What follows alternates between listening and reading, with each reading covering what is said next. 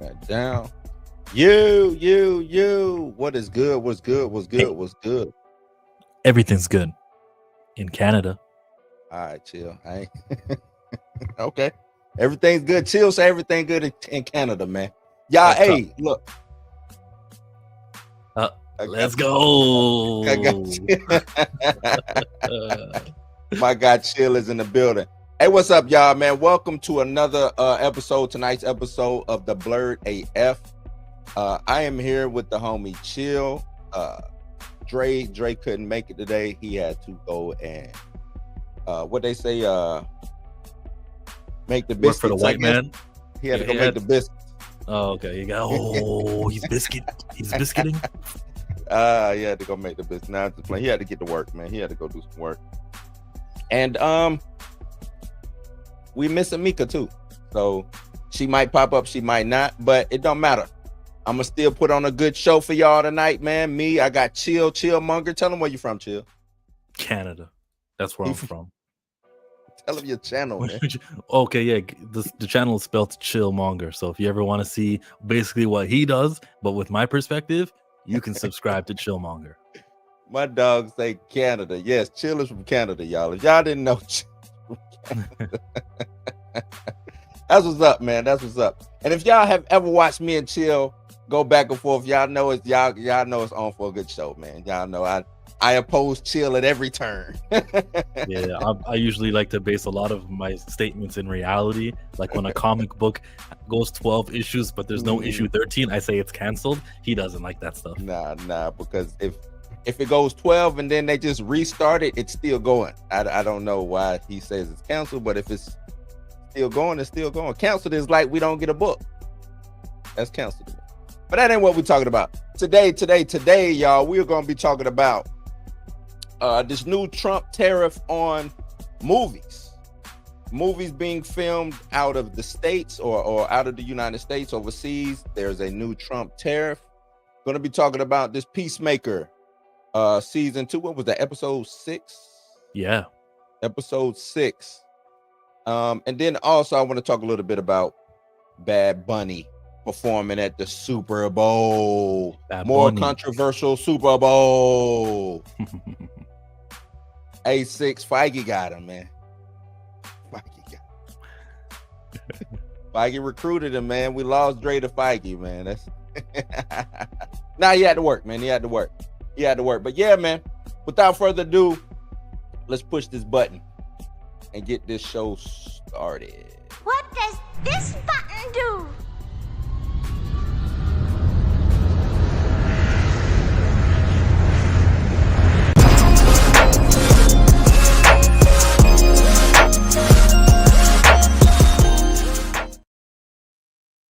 Yes, indeed. Let's see who all in the building. Junior Network. Junior, what's good? Junior. Q, the homie Q is in the building. What's up? Six the Truth. Buck Thoughts is in the building. What's up, Buck? Hello, Bucks. What up? Six say the first. You know, I got shots for Feige. I keep a clip for Feige, man. I just keep one on deck. You know already. Buck say Feige strikes again. Yeah, man. I'm gonna start with this because Chill only knows about Bad Bunny. What you said? The Booker T song? Yeah, you didn't even know he had a song with Booker T, and the music video featured Booker T. Okay, I did not know, man. I did not know. But yeah, I don't try to get we don't do politics too much on these shows or whatever. But I just find it funny. That they are already wilding. You know what I'm saying? This is from Yahoo. This is MAGA's freaking out about Bad Bunny performing at the Super Bowl, and their explanation is WTF. Said it's time to take your Duolingo Spanish course seriously on Sunday. Bad Bunny, whose real name is Benito Antonio Martinez Ocasio, announced on social media he will headline the Super Bowl LX. What is that? 60? Who cares? 60. Yeah. Super Bowl 60 halftime show at Levi's Stadium in Santa Clara, California on February 8th. The Puerto Rican superstar who has been long credited with helping to popularize Spanish language and rap music swiftly made it clear on his social media accounts that he intends to do his entire set in Espanol. That's crazy, man. What you think about a Super Bowl act doing the whole set in Spanish? I want to see this. I got to Well, see this. you're trying to grow the sport, right? Well, this year, Yeah, this is not for the English speakers. This is for the people who are south of the border and uh, everywhere else where they speak that language, and maybe you can add to the game. You know, you can grow it. But if I'm a white supremacist, I'm so angry that, oh my god, they're taking our jobs and my culture and all that stuff. I'm gonna be angry, they masked shouldn't be in. angry though. Spanish is a white language. I It's a think European language. What they shouldn't be Yeah, mad. but remember, like, I'm a white supremacist, so I think every problem in my country is from the others, and so this language, this Puerto Rican dude represents the others, and sort of giving them a voice upsets me. That's crazy. I think this is gonna be wild. I want to see. I'm not even a big Bad Bunny fan, but I just can't wait to see heads explode when he come out here and does the whole set. I wonder is it just gonna be him? A solo set of Espanol at the Super Bowl. Oh man. Oh man. They what just happened on Jimmy Kimmel with Jimmy Kimmel? Could you see a situation like this going down? Like Really, who is that? What's the two networks, Next Star and what's the other? Sinclair? Sinclair. Yeah. Could you see them just saying, cut that. We're not letting that play. You know what I'm saying? Because I don't know, because it's gonna be on NBC. I think it's gonna be on NBC.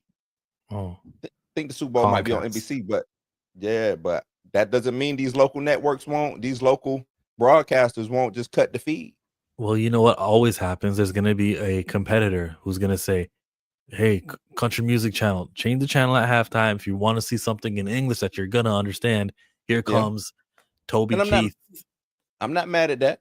Of I'm course, not there's nothing wrong with that. actually I am not mad at that. If they say, you know what, y'all don't want to watch Bad Bunny, come over here and watch it because who was that? Fox did that with In Living Color back in the day. Oh yeah, the WWE Yeah. did that with Mick Foley versus The Rock for the championship. Mhm. So I'm not mad at that if that's what they want to do. Nothing wrong with that. And Going back I into would really be interested to see what the ratings are for that. Not to be like that's how many hatefuls we have, because it yeah. actually makes sense to me. If I don't speak the language, I don't know any of his songs. Mhm. I'd rather just watch the language and the Just watch songs that I something. would Yeah. rather enjoy. Yeah. No, you make a valid point, man. You know, like I said, I know a little bit of, Espanol. I can get by a little bit, but I don't listen to music in Espanol. You know what I'm saying? So Yeah. it'll be a culture shock even for me, like you said. And I'm not the white supremacist. You know what I'm saying? I'm not even leaning. It'll just be like, okay, I know some of his little bops, but I don't know if I can sit through a whole Super Bowl halftime 20-minute halftime show of Bad Bunny. I just don't know if I can do that. You know what I'm saying? But I think this is gonna be dope. I just want to see the people's heads blow up. Super Bowl's usually what, 15 minutes worth? I think About 15, 20. It could the go into halftime show's 20. 15, 20. Yeah, 15, 20. Probably can go into the 25-ish. That might be pushing it though, but normally halftime is normally 15 minutes. Whoever is this alternate act on another channel, on the country music channel, maybe as a collaboration, they're gonna be kind of the face of hatred and targeted by everyone who's like, "Oh, you guys, you're all bigots." Like it's gonna suck for them, whoever they I are. know, but they got to figure out and that's dope you brought it up. They have to figure out a way to not want to be the face of bigotry and hatred, but just because Unless they don't care. because at the end of the, I mean, you made a valid point. Like, hey, majority of America does not rock. You know what I'm saying? Listen to Bad Bunny like that. Yes, he is a international superstar. He might be number 2, 3, 4. You know what I'm saying? Guy on the global scale, but here in America, we don't get down like that. I can see you saying CMT doing it. I can see other hip hop, some black stations, you know what I'm saying, or just some other regular stations saying, "Hey, come, we got Yeah, every genre of music that Lil speaks Wayne. English. Lil Wayne finally getting a, you know what I'm saying? Like, Mhm. we can get something like that. I just No, but can see that would actually that happen. artist want to be out of solidarity with Bad Bunny? Now that's a good question. And I don't see you're gonna find somebody, but there's a black artist somewhere who's gonna take that Yeah, he'll job be and be like, like, yeah, man, sure, he'll be like, man, fuck Bad Bunny. I want yeah, y'all that come someone watch is me. gonna do it. And I it don't think might, it's a but good. yeah, and You it gotta just might respect not be Jay as Z. Jay-Z. Yeah, I mean, I think it's a dope pick. It's not a bad, like, I'm not looking at this like this is a horrible pick. Cause we've done rock, we've done the nostalgia, we did West Coast, we did Kendrick, you know what I'm saying? As far as the past 10 years is what we've gotten. We don't have Mike, we don't have Prince, we don't, you know what I'm saying? A lot of the greats are have passed on. What else do you do? We've done Lady Gaga, we did Pink, who else we did? Pink was a headliner, really? Wow. Yeah, I think we did Pink. If I remember correctly, we did Pink. I mean, we could do a Janet Jackson. I mean, it's people we can get, but is anybody staying to watch a Janet Jackson? And I love Janet Jackson. I just don't know if, you couldn't do Janet Jackson because we did Janet Jackson. I forgot we did Janet Jackson already. They're not bringing Janet back because of the Justin Timberlake I'll have you naked by the end of this song. situation. So, I just don't know who you get. Cardi, Nicki Minaj. No. Don't say I don't know who you're gonna get. There's plenty of artists. There's like a handful of artists who are worthy. It is, but it's gotta the way I look at the Super Bowl. Like it's gotta be a certain prestige involved. I can't just go and get anybody off the street. You see what I'm saying? Yes, there's plenty of artists, but they have to be Super Bowl. Get RDJ. They have to be Super Bowl worthy. You know what I'm saying? Like the show has to be super, because I'm sandwiched in between the hottest game in town. The halftime show has to be a match to the hottest game in town.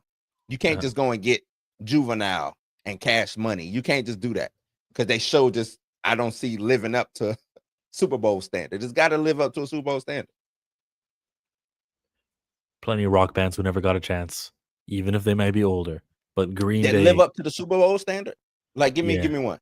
I'm not mad at a rock band, but like, who? Look at the Hall of Fame. Whoever was recently inducted, Green Day. Whoever was, some of those punk bands. Was Green Day just inducted in the Hall of Fame? No, they were inducted maybe 5 years ago. What? I don't know about no Green Day. You don't know about Green Day, really? No, I'm saying I don't know about getting them for the Super Bowl. That's what I'm saying. I know who Green Day is. I just don't know about getting them for the Super Bowl. I thought they were big enough for that. I think they're huge. No, man. No? Did we do Guns N' Roses already? Maybe we did. I don't remember. 6 at Green Day, too political. Yeah, they are real political. We did Blink 182. Did we do Blink? No, we didn't do Blink. We did Old Girl from Blink 182. No, that ain't Blink 182. I'm thinking somebody else. Never mind. We can have Good Charlotte show up. I think Good Charlotte might have already been on there. But I'm not mad at Good Charlotte. Are they? I would just have to go back and see, are they Super Bowl caliber bands? You see what I'm saying? Super Bowl caliber bands, meaning is the show going to be good? Some of them shows, some of those rock group shows was kind of mediocre. They didn't live up to the hype. Well, yeah, it all depends on the performer. Like the way Pregnant Rihanna was way different than Usher or Bruno Mars. Yeah, and I wouldn't have put Rihanna up there. I think maybe they didn't know she was pregnant. No, she was up there pregnant. Maybe they didn't know she was pregnant. Oh, you talking about when they announced it? So you mean you wouldn't have Rihanna as an act? Like she's not Super Bowl worthy? Is that what you mean? I don't think that's right. Yeah, I'm saying that. And I like Rihanna. I just thought, look at the show she gave us. Did she give us a Super Bowl show? Yeah, and she was pregnant. So yes, for that reason, don't select her that year. Just tell her come back next year, or that whenever you are able to perform. I've been to a Rihanna show while she wasn't pregnant, but it is what it is. If that's the case, Mariah Carey. She hasn't done one yet. There you go. Nope, but she puts on a horrible show. Like I would not pick Mariah Carey. But if we talking Rihanna, Mariah Carey, because now it's just the background going, you know what I'm saying? Like they're not doing anything, but Mariah stands in one spot. She know that her whole thing is her voice, so that's cool. But Yeah, it's you her know what I would like vocals. to see? One hit. What if they did like one hit wonders? Just a group of one hit wonders who just came out and That's just so insulting. But if you're actually a one-hit wonder, you don't care. nah, you don't care. Right, you don't care. I'm doing the Super Bowl as a one hit wonder. Yeah, I might get But some they more got to be like streams. top 40. At one point in time, they reached #1 spot. Yeah. You know what I'm saying? And that was it. The guys who sing bop. Yep. What's their names? I know exactly. Hanson. Hanson, yeah, Hanson. Yep, Hanson, Vanilla Ice. Vanilla Ice could do it. Return of the Mac. What's my man's What's a name? recent Mac one-hit Morrison? wonder? I Huh? think Ice Spice was a one-hit wonder, but like she makes more songs that so like she can't call her a one-hit wonder. Just because you make more songs don't mean you're not a one hit wonder. Yeah, And there's because they're nothing not wrong being a hits. one hit wonder. There's nothing wrong with being a one-hit wonder. No, you Nah. want to maximize on the success and you want to still be able to do it as for a Because living. and the reason I said shit, I would love to be a one hit wonder. Give me shit. Where all I can tour off my one song. The crowd is just showing up for Gangnam Style. yeah, you know what I'm saying? Now I got other songs in the tuck, but they here for Gangnam Style. You right. Yeah. Yeah, look, I'm fine with being a one-hit wonder because that one hit is gonna feed my family for a lifetime. Think about it, for a lifetime. Yeah, I'm all the good. appearances you make, you even have a little Yeah. dance next to it. It's just so good.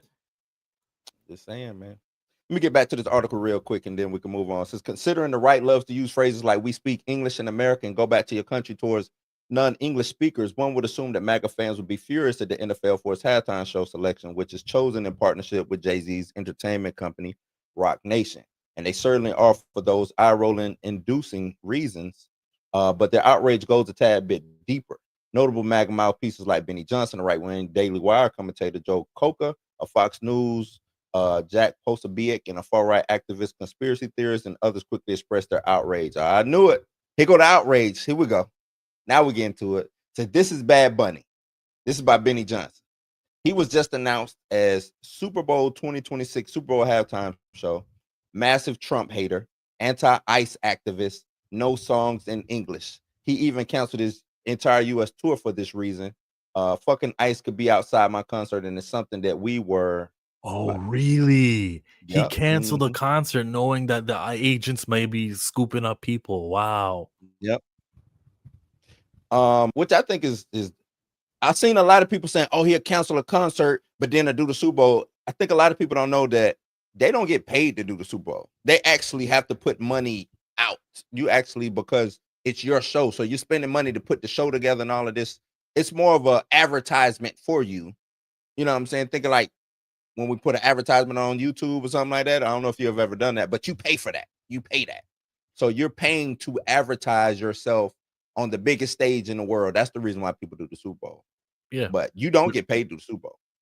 How many people do watch the Super Bowl every year? Average, let me see. It's in the millions. Oh yeah. Oh my God, 127 million viewers. Yep, 127.7. Oh my God. That's the yeah. So you get to be in front of 127 million people, and all those people are with their friends, and they're telling every little factoid about like the somebody in every friend group knows something about Bad Bunny. You know, he used to date so and so. Oh, right. That's a lot of advertisement and for you. Look, we are what we in September. Super Bowl is in February. Don't look. Watch the rollout. Watch his girlfriend show up out of the blue that you now know who she is, and it's gonna be a rollout to make sure that they get some American fans to understand who Bad Bunny is. Watch that rollout. Robbie Starbuck says Roger Goodell and the NFL just decided to make the Super Bowl political by picking Bad Bunny as the 2026 Super Bowl music act. The guy literally says he isn't touring the U.S. because of Trump's ICE raids and just released a video mocking President Trump. I mean, what do they expect though? Like, you got a guy who's Puerto Rican, he can't get deported. He's American, by citizenship. Being born in Puerto Rico, you are American citizen. But at the same time, ICE ain't giving two F's about if you a citizen or not. They just looking at you and making a determination that you might be an illegal, right? So yeah, if he not down with that, but I don't necessarily see that as political. Yeah, And it's who so and it's another. intolerant. I'm not to cut you off, Chill. At this moment in time, who wouldn't be political? Because they either gonna be. They've made it to the point to where you have to be on this side or that side. Oh, So if they go there's no get some, complaints. If he was pro ICE, if he had like a no, tweet or something that was in their favor, they're not saying that. right, they're not, but that's still political. If somebody is pro ICE, let's say they was out here championing ICE, championing the raids, the deportation, that is a political statement. That's a political move. If he made a pro ICE song, is that not a political song? Yeah, it would be. So why do we even entertain these fools and all these tweets over here that Yahoo has collected? It's nonsense. It's just funny to me. I know I double love speak knowing when what I the hear it. enemy thinks. I know what it feels like. I know what it sounds like when they want to mask their hate and their criticism with politics. I get it, bro. You guys are just not into this stuff. And it's actually okay for you to say, I don't speak his language or listen to his songs. I don't want to listen to him. Just wait for Country Music Channel to announce next week that, well, on February 5, we're going to have a show of our own. And it's going to be, Right. and then they announce who the artists The are. Banjo Brothers. So They who's gonna have that like guy? a banjo Try that in a small oh town. nah. He's I don't first in think that'll get no line. views. I don't think that'll get no views.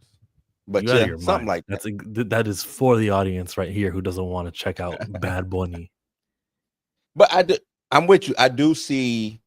I don't know Share my if country screen. music would do that or whatever. CMT. Come on, add to the stage. Yeah, screen share me. I'm trying. This is a hit song from Bad Bunny with Booker T. What? Look Was at it him in the music video. Oh, no muscular. volume? Oh, you ain't want to play the volume? That's fine. Nah, because I've then never seen this. they'll Never strike seen us. this. How He's old just is out this? here. Yeah, 4 years, 5 years. Oh, Booker T, huh? Yeah, let's listen That's to what's him. up. So I mean, but he has. He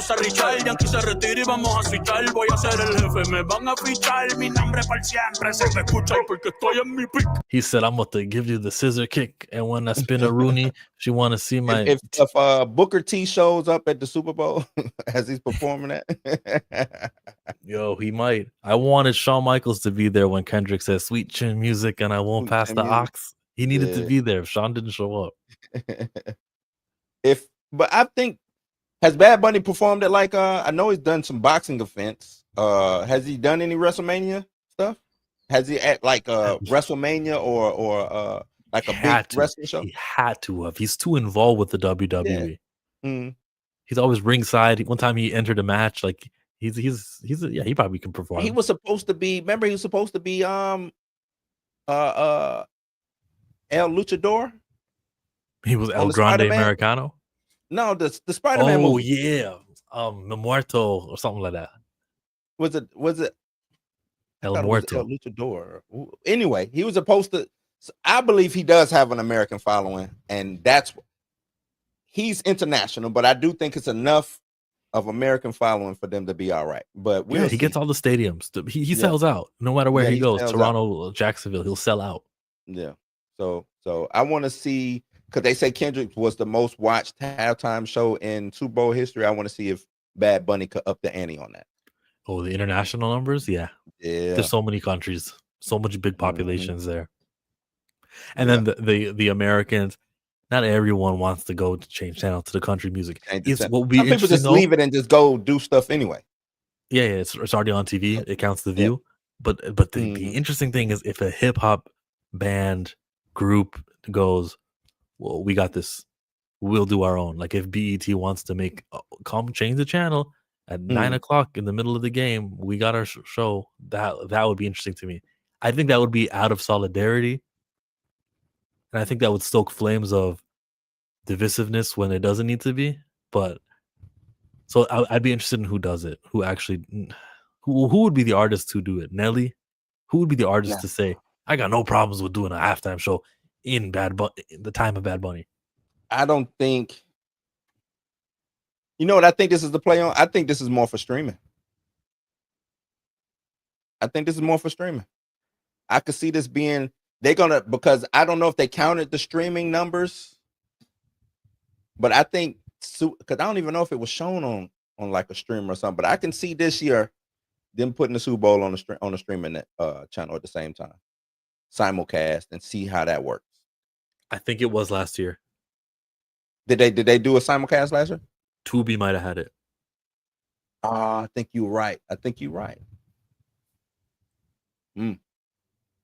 Okay. I don't see no, on the hip hop side, I don't see nobody doing that, because it's kind of like hating. I ain't finna hate on this. You know what I'm saying? I know. Even though Lil Wayne did try that last year. What did he do last year for Kendrick? He did. It wasn't where he did like a concert, but he announced his album. You know what I'm saying? He did like I forgot what he tried to do, like a whole rollout during, but it was to try to piggyback off of Kendrick's moment. That's what I'm saying. Like, sure, nothing wrong with that. No, I mean, if you're taking eyeballs away, and I don't know any big rapper who is on that ilk. Kanye West, maybe. I could see Kanye. You never put anything past him. Yeah. No, Kanye West is definitely 100% gonna do that. Yeah. And who's gonna over Cap? Not just. I agree with you, man. I got a lot of words to say about Cap, but it's for another time. Colin Kaepernick, what? Did you read his comic book? Nah, I really don't. I don't really care too much about Cap, man. I think he left us high and dry, and I ain't like that. I just didn't like that. I think I get it. I think I understand that and agree with it. That he did actually sign. He did make the NDA. Yeah. And like then what were you fighting for, bro? What's the you know what I'm saying? What's the fight about? Like, so I think, and he did that, and now the NFL is super political. Like, we had the whole, when CK got murdered, they did a whole tribute in the stadiums for him. And I'm like, what? I thought we wasn't supposed to be political. It's supposed to be sports. See what I mean? That's why we don't even entertain their BS, bro. We know the double speak. Shut up and dribble, or shut up and run the ball. You know what I'm saying? But we doing so. Nah. Yeah, but no, that's different because it's about free speech. That's why. Got it. You think so, Torrin? You think he exposed the hypocrisy? I think he went right along with. But and the reason why I say that, I don't want to get too much in the Cap, but the reason I say that is he did that, the kneeling or whatever. Cool. Didn't nobody know about it until I forgot how many games they was into the season, because he had been kneeling for a long time till somebody actually came and talked about it. Did that. He could have still been in the league, but he turned down the contract. Cool. That's his business. Turned down the contract. They didn't pick him back up. It became a bit controversy or whatever about, they fired him because of kneeling, and the president got involved. We got Trump. We got Dallas Cowboys, all of that. Then he went into arbitration with the NFL about being blackballed out the league, right? Took the money and disappeared on that. Like, what? Like, we don't get nothing from that? Just take the money. Then he keeps saying that I'm being blackballed out the league and they won't let me do anything. But he gets workout after workout after workout and just don't make the team, right? And if I'm the NFL, you're not finna get my money and then get on. I'm sorry, you just not finna do that. You know what I'm saying? Like, so it's like, Cap, come on, bro. No. You have a problem with what you said. He does workouts after workout and he just doesn't make the team. Really? Yeah. He just wasn't good enough, huh? Yeah. You know that final I'm not saying workout? He wasn't good enough. I'm saying that they stood 10 toes down. Yeah. And said no. But he was also trying to act like he wasn't getting workouts. He turned a couple workouts down.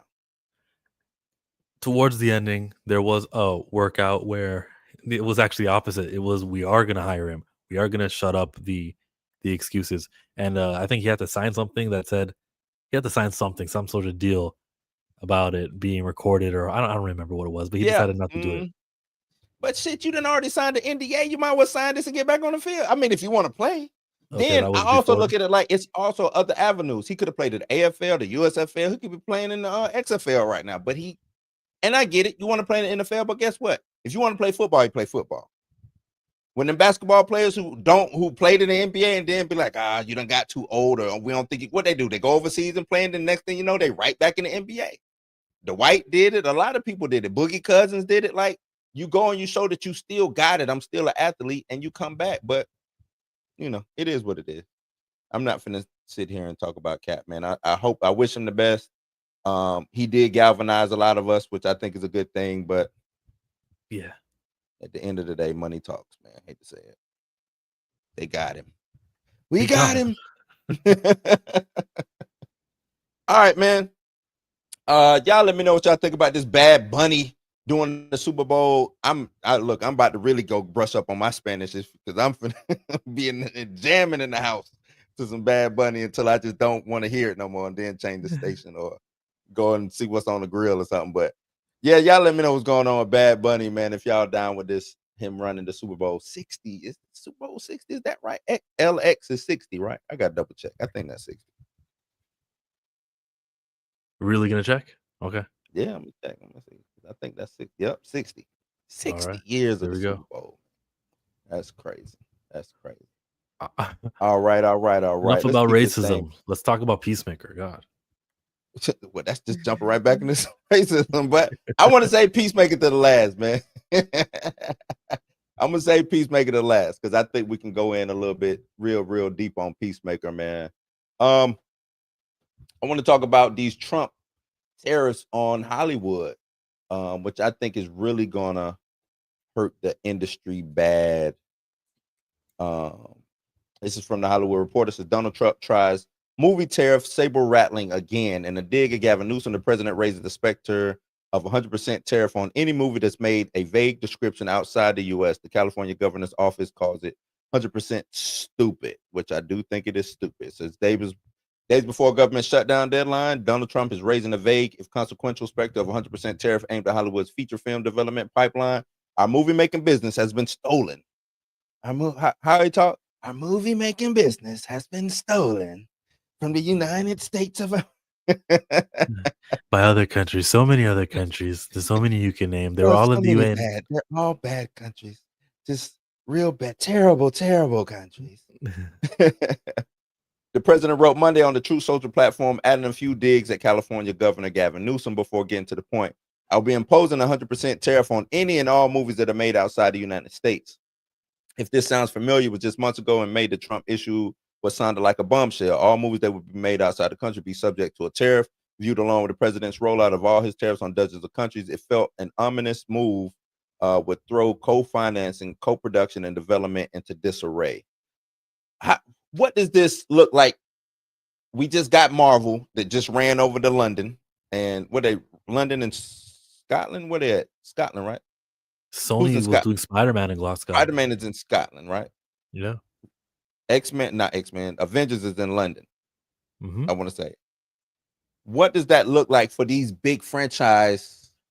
You know what I'm saying? Because I know California is trying to get them to come back to California after they ran off to Georgia and Detroit. And, they always, that's going to hurt a lot of TV now that I think about it, because about 75% of TV is Canada, ain't it? Like they all shoot up in Toronto and Vancouver and what's the other one? What's on the west? Like the mountains, Calgary and Banff, and what are the mountains called? I don't know, man. Whistler. But I know they, you know what I'm saying? Like, so I'm looking at that like that's majority of TV. Then we see these movies, and a lot of movies are shot. Now that I think about it, a lot of movies shoot overseas. A lot.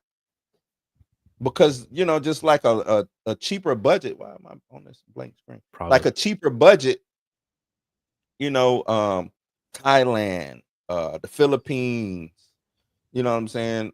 Things of that nature. So what does the future hold for that, Chill? What you got for me?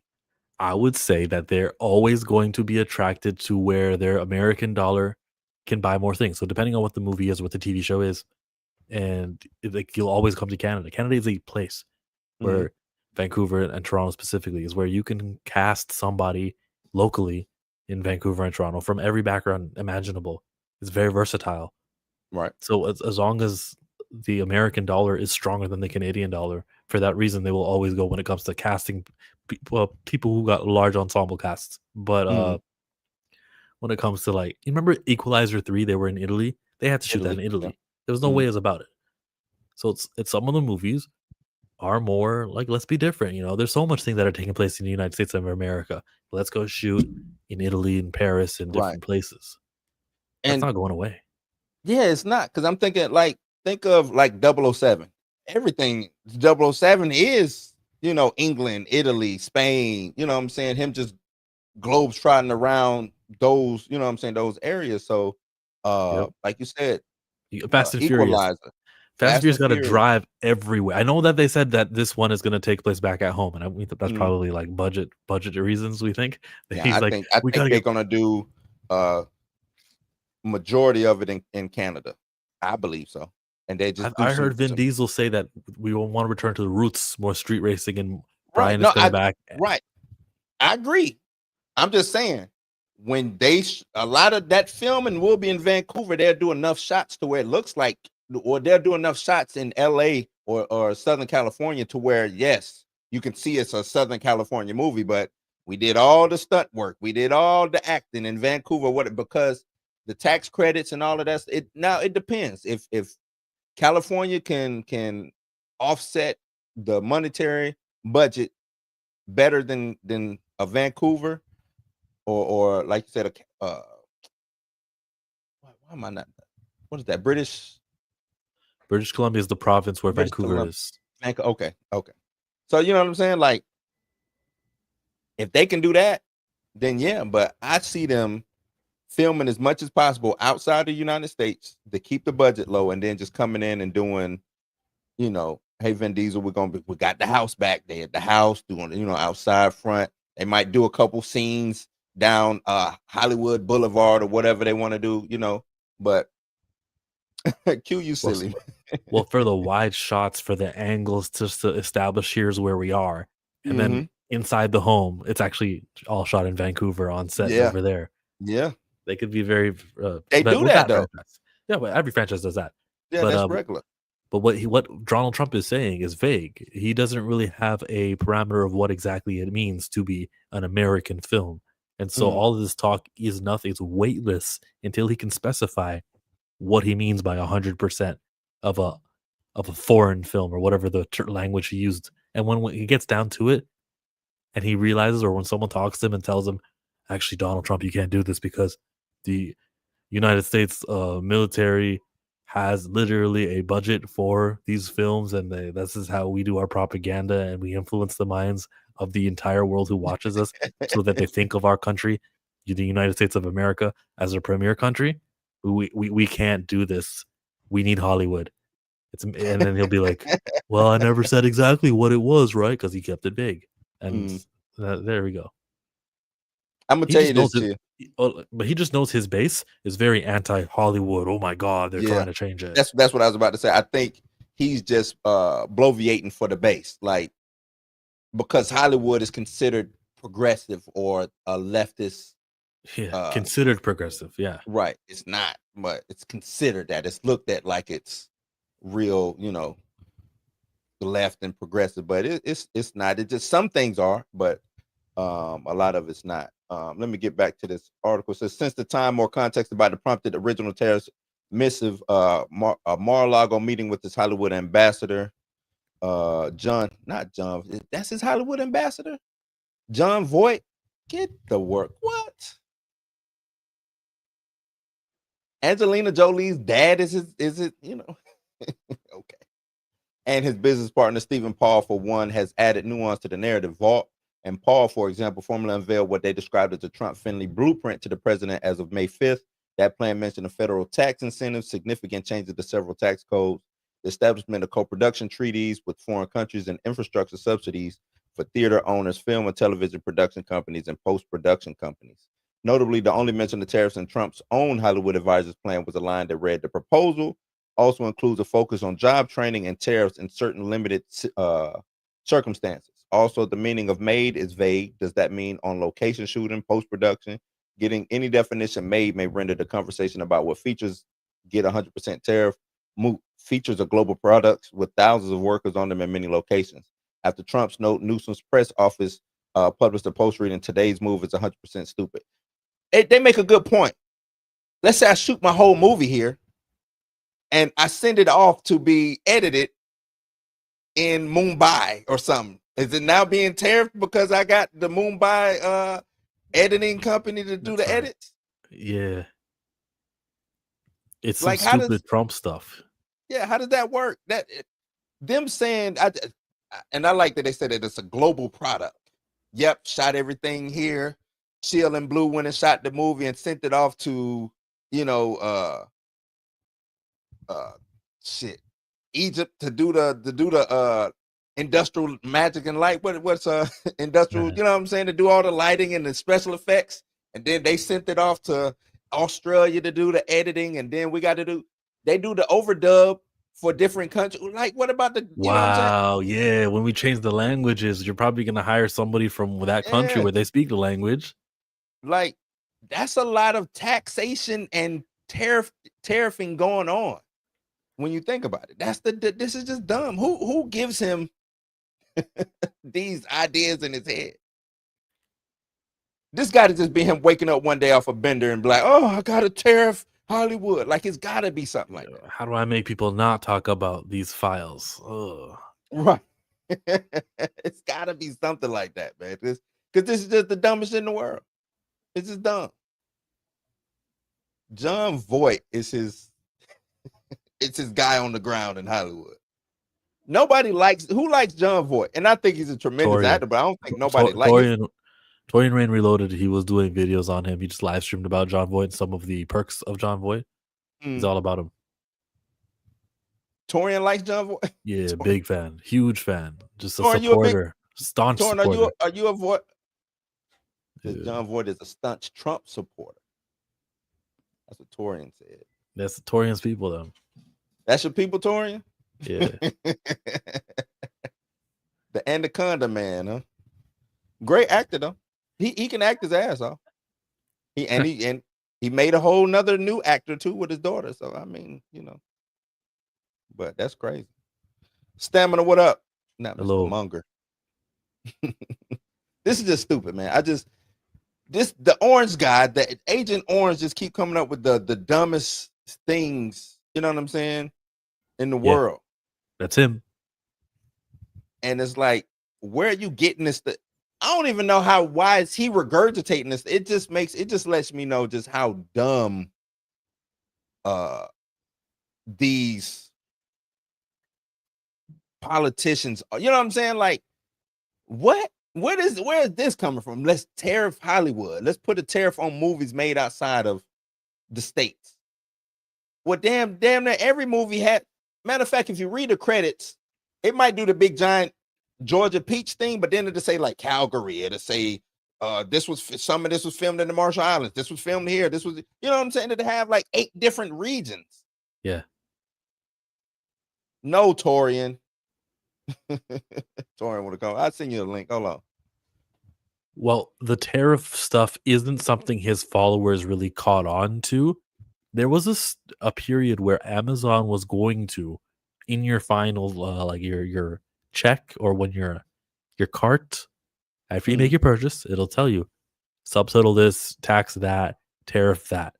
Right. And he fought for them not to say what the tariff is for each and every purchase. A lot of his followers don't know what a tariff really means. It still works on them. And my thing is, shit, if you're doing a tariff, if your thing is tariff, stand on it. Stand on it. Don't try to hide the tariff. Don't try to, you know what I'm saying, make it a vague thing. No, I need to. Is this a tariff because it's Canada? Is this a tariff because it's, cigarettes that was packaged in India? Is this you know what I'm saying? Like, be for real. Stand on your. If you are the big bad, if you big bad orange, then be big bad orange. You know what I mean? Torian, what up? Don't you just gotta love the foolishness? John Voight. This is a follower of John Voight, ladies and gentlemen. Like John Voight. Please, I was glad John Voight got ate up in Anaconda by the anaconda. The only thing attached to John Voight that I like is his daughter Angelina, as far as acting goes.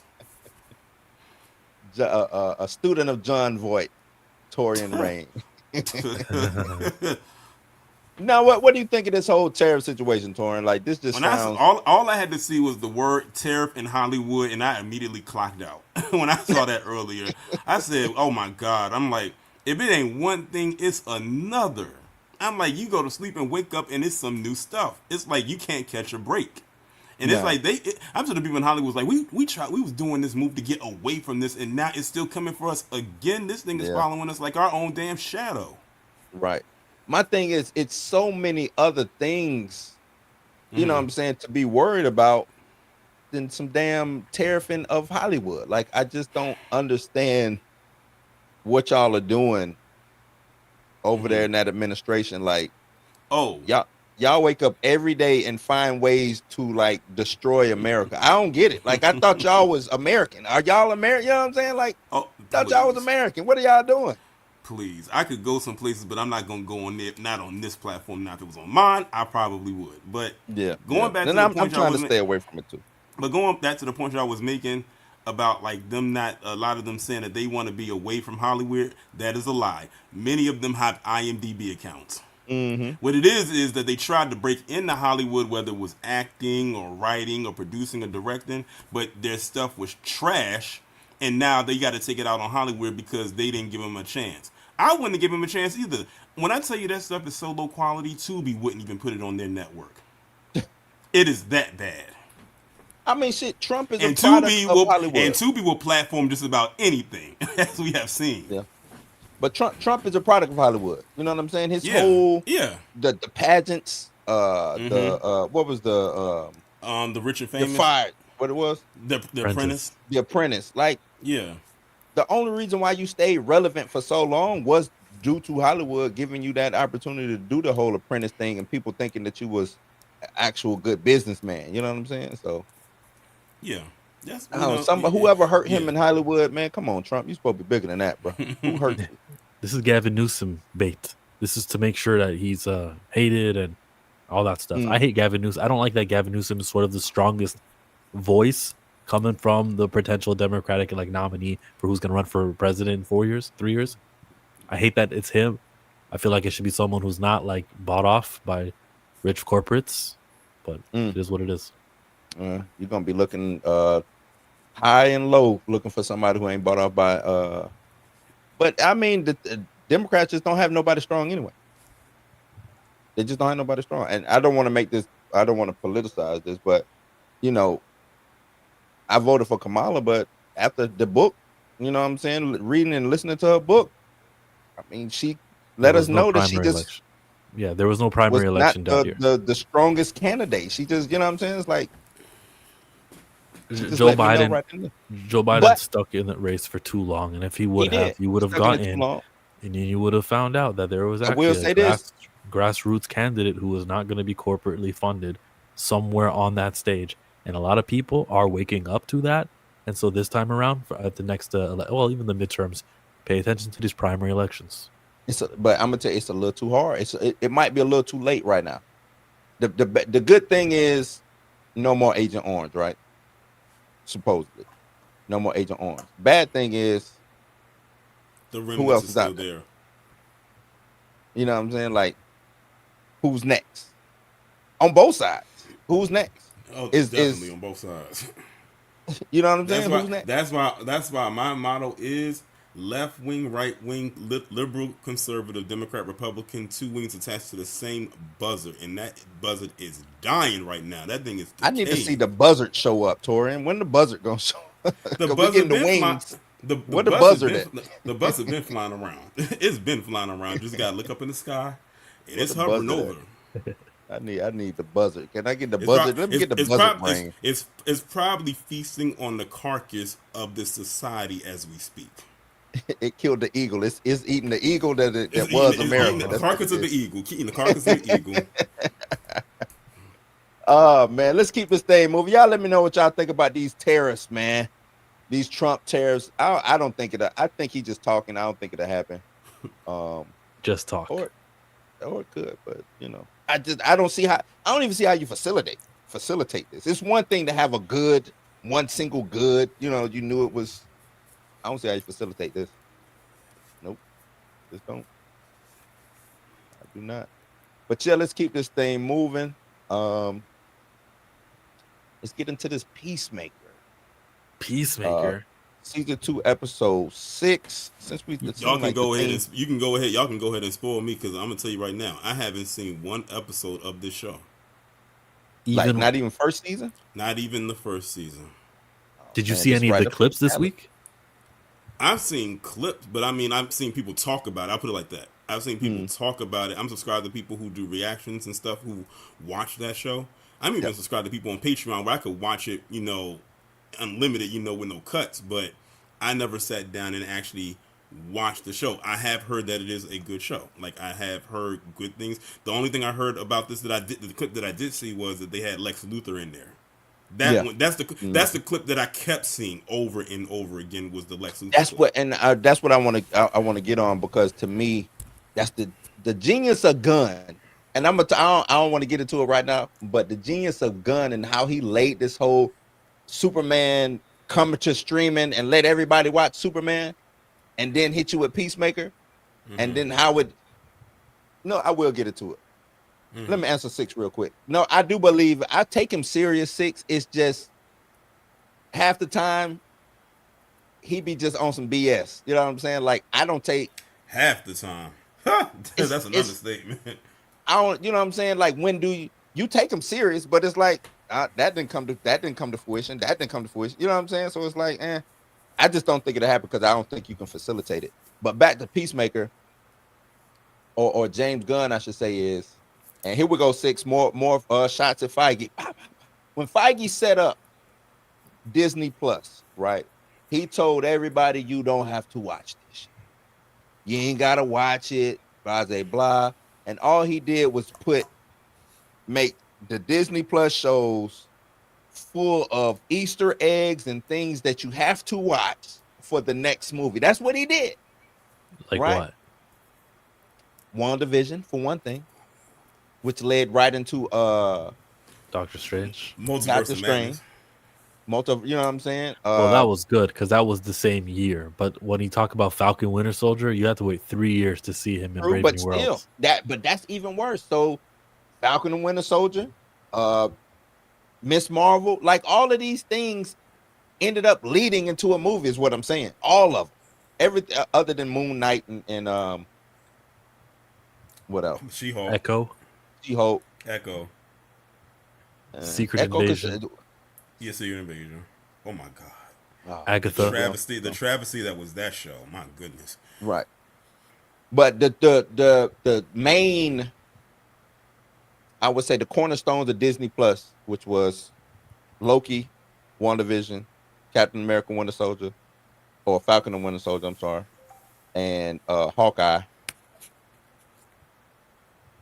Hawkeye barely. Oh, the one with the Wakandans. No, that was canceled. Sorry.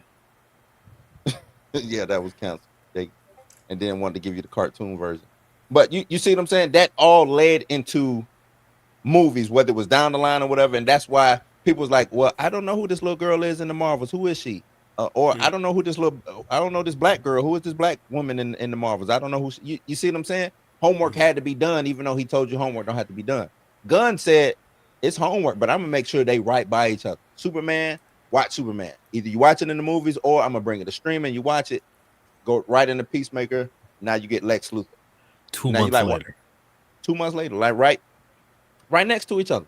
The hype of Superman is still ongoing, and that's another thing too. The hype of Superman is still ongoing. It ain't as big as when it, during the summertime, but it's still there. So, I don't know, man. Let me get into this article. Says James Gunn explains Lex Luthor's Peacemaker cameo, that big Nazi twist, and why David Cornsweet was really upset that Superman won't be on the show. He kind of spoiled it for me, man. Everybody was saying Super was supposed to show up because I know it's supposed to be the the Nazi suit. What's his name? I can't think of that Nazi suit that was raised in Germany. His rocket crashed in Germany. Oh, okay. You don't know what I'm talking about. Chill. I see it in your face. It's all right. Just say I don't know. I remember a story where Superman goes to Russia, and it's called the Red Sun. Red Sun? Yeah, Red Sun. Nah. Overman. There you go, Q. I'm talking about Overman. Q know what I'm talking about. Overman. Overman. I So in was gonna season say 2 of that. Peace, I was building up you to was it. gonna say that? I know, Yeah, man. yeah. Chill. I was there. Chill has like a supercomputer brain of comic book knowledge in there. Marvel, DC, Image, Dark Horse. He's just a man out here, man. So salute to Chill. He was A gonna say horse that of over. color. In season 2 of Peacemaker, the titular shoot first, ask questions later. Hero Christopher Smith has been enchanted by alternate universe in which he had never accidentally killed his older brother. And when they were kids on this earth, Chris and his brother Keith, aka Captain Triumph, and their father Augie, aka Blue Dragon, aren't just a happy family, but a trio of beloved superheroes. The alternative version to the love of Chris's life, Amelia Harcourt, is emotionally well adjusted and capable of maintaining a romantic relationship.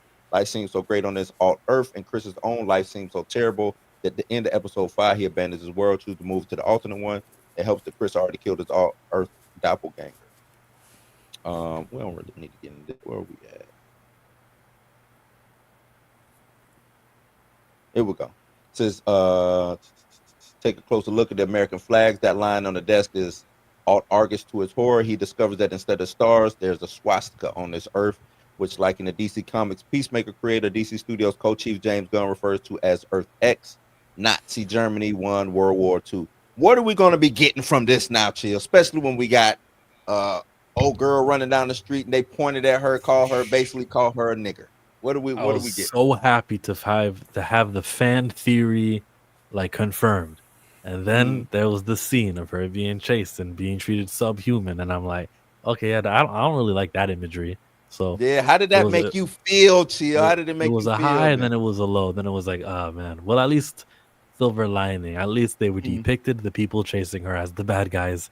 And there's no like if ands or end about it. There's no clever stuff. They are, according to that swastika, a Nazi Earth Yeah, X. You know what I mean? Like there's 100% clarity with what's going on. So we'll right. see what happens next week. But no, of How course I far? didn't like that.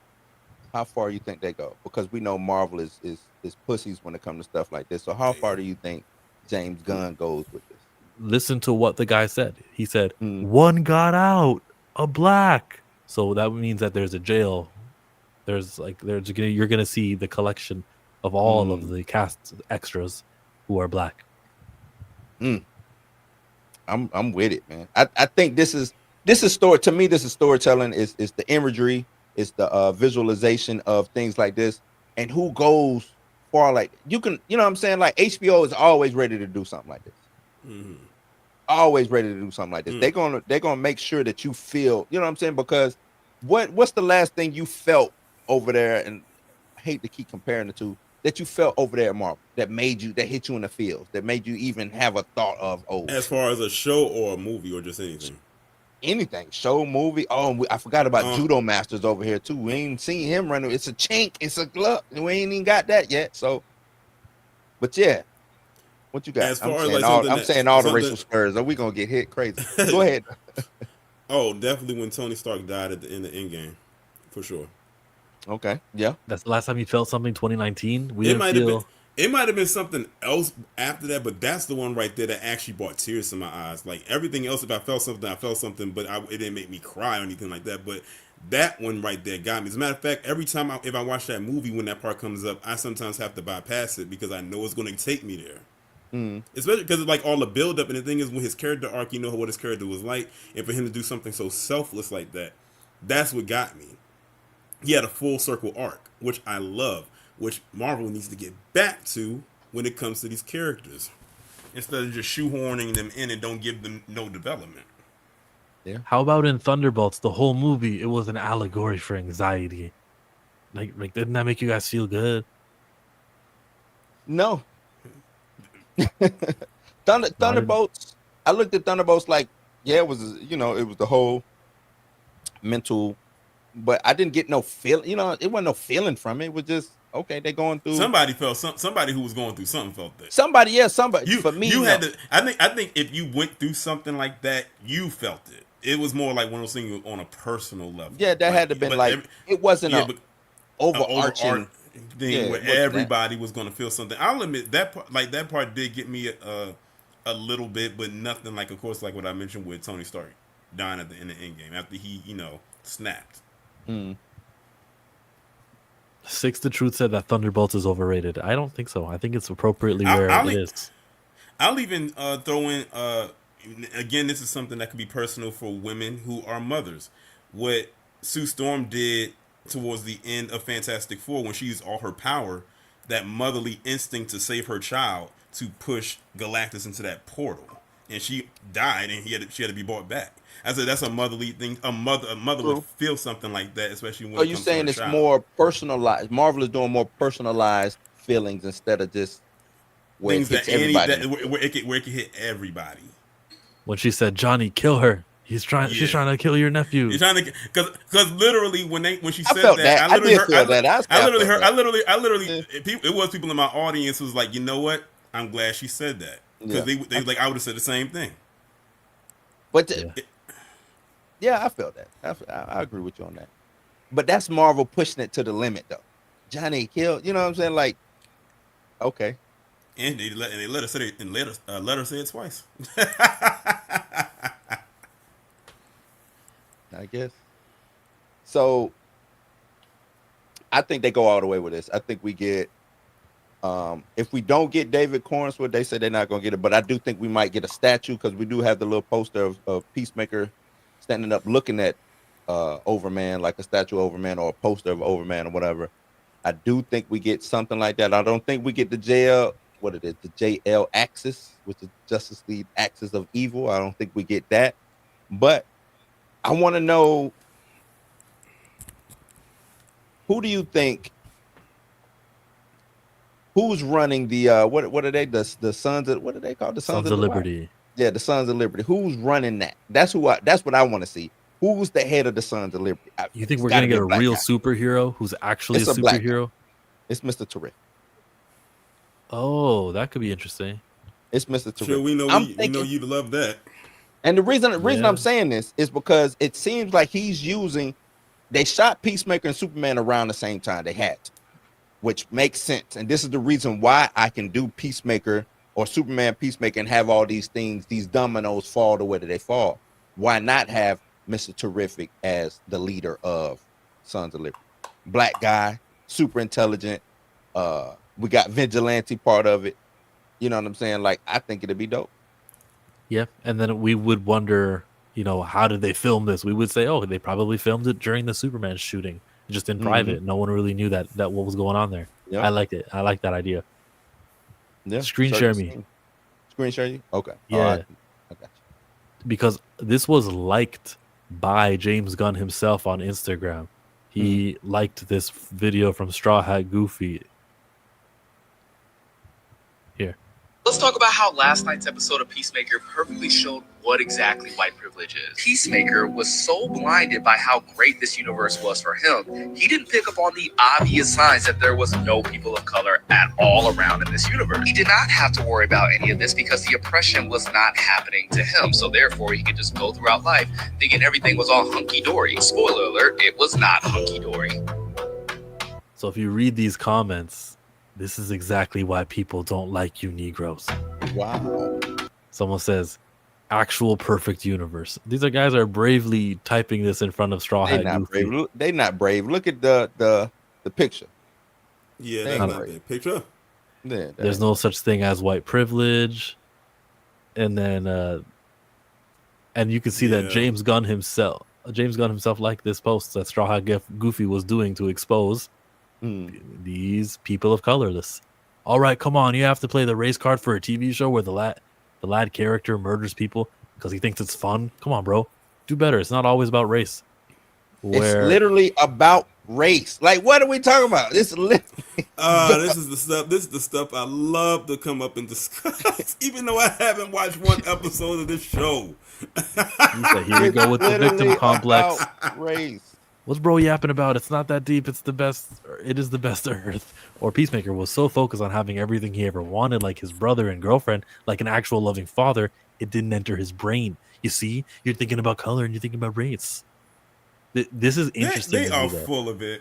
Because, they're full of it. Yes.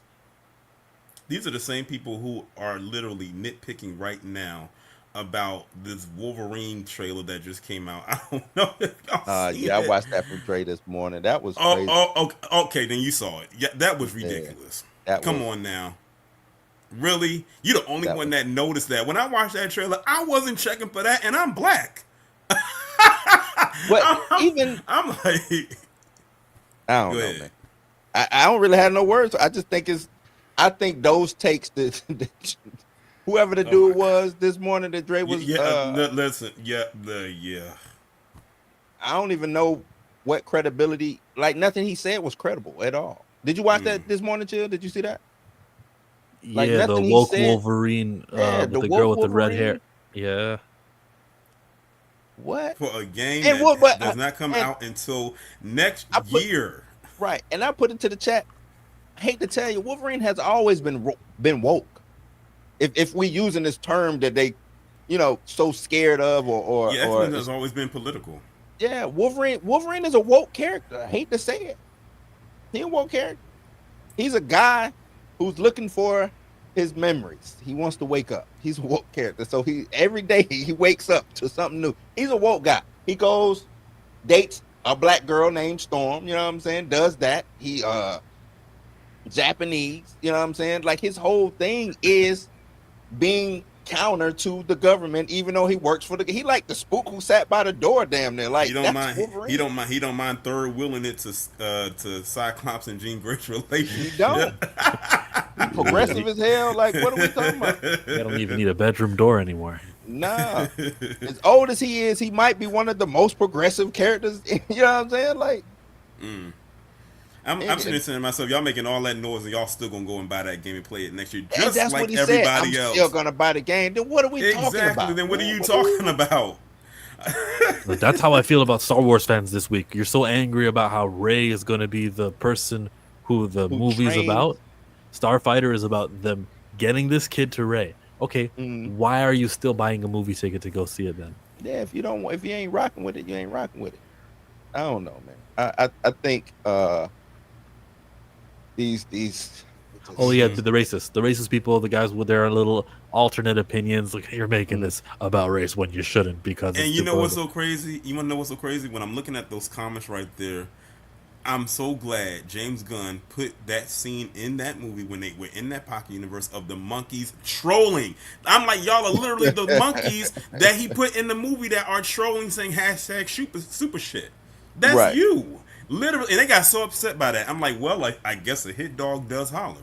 1000%. Yeah, man. It's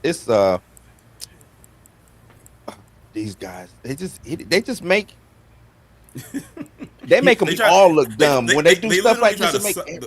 They literally try to suck the fun out of the room. I mean, the air out of the room. So then why entertain it again? What, like, let's just understand that they're gonna have these alternate opinions even when the show literally is about racism. That's the point of it. James Gunn liked that tweet. Why do you got to make it about race? I didn't make it about race. You know why James Gunn liked it? About race. You know why I think James Gunn liked it? Because he looked. I think the guy who posted the video, he looks like he probably is like one of the only people to have pointed that out, or one of the first people to point that out. And James Gunn liked it because it was like he caught it. He got it was what I people was putting out calling there. it. What? When did he go? When did he first go on that episode 3? Like when he first went in there and walked around, people were calling it early. Yeah, Okay. It's been like 2-3 weeks now since the theory of, if you look at the background actors. Now, I'm not Ryan Kinnell, so I'm not counting background actors. So it went over my head. It was only until like some content creators who I follow brought it up, and I'm like, oh yeah, Hollywood would hire extras and be diversified. Yeah. So man, maybe there's something to it. Yep. And no 6. I don't agree with you about Ray. Where'd it go? What? A Ray fan? He said they're sick because Ray is dope. I have 0 issues with her character. Okay, I mean, look, 6. That's all a matter of opinion. That's all that. Yeah, and you, when I say you might be in the extreme minority. That one, But that's dope. one, I'm gonna be honest with you. That's dope, man. Is a difference. Is a differing of opinion when it comes to. I think her character could have been written a whole hell of a lot better. Honestly, that I stopped after the Ray Last should Jedi. have been a side character. I was done after the Last Jedi. I didn't. To this day, I still haven't watched Rise of Skywalker, and I still won't watch She it. should have been a Lucky. side. They should not have framed. To me, Star Wars should not have been framed around Ray. She It should have been a around side Finn. character. Finn should have been the main. Now she could have been an important side character, and she could have stayed a Jedi or whatever. But I think George Lucas, that was what he wanted it to be before, the deal that he sold it. I think that's initially what they wanted it to be. Well, was around his character.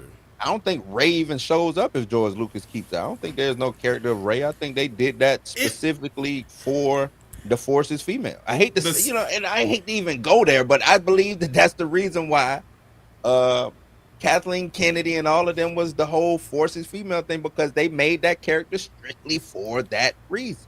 Well, actually, I found out that Force is female thing was a Nike slogan. Chill. Can't hear your mic, Chill. You was talking, couldn't hear you. That the Force is female is a Nike slogan. Okay, but like the mentality though, whether or not it was Nike or Adidas or whoever or where the T-shirt came from, that is definitely what the agenda was at Lucasfilm. No. And it shouldn't have been that. To me, that was nasty work. Let me get Q with this $2 super chat. Q says prejudice is a nasty learned behavior.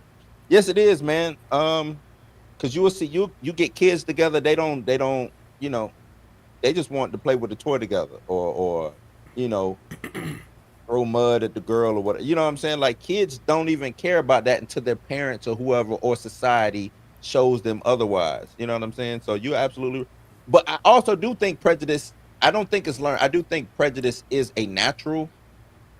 Can it be a natural learned behavior? Because I do think you learn it on your own.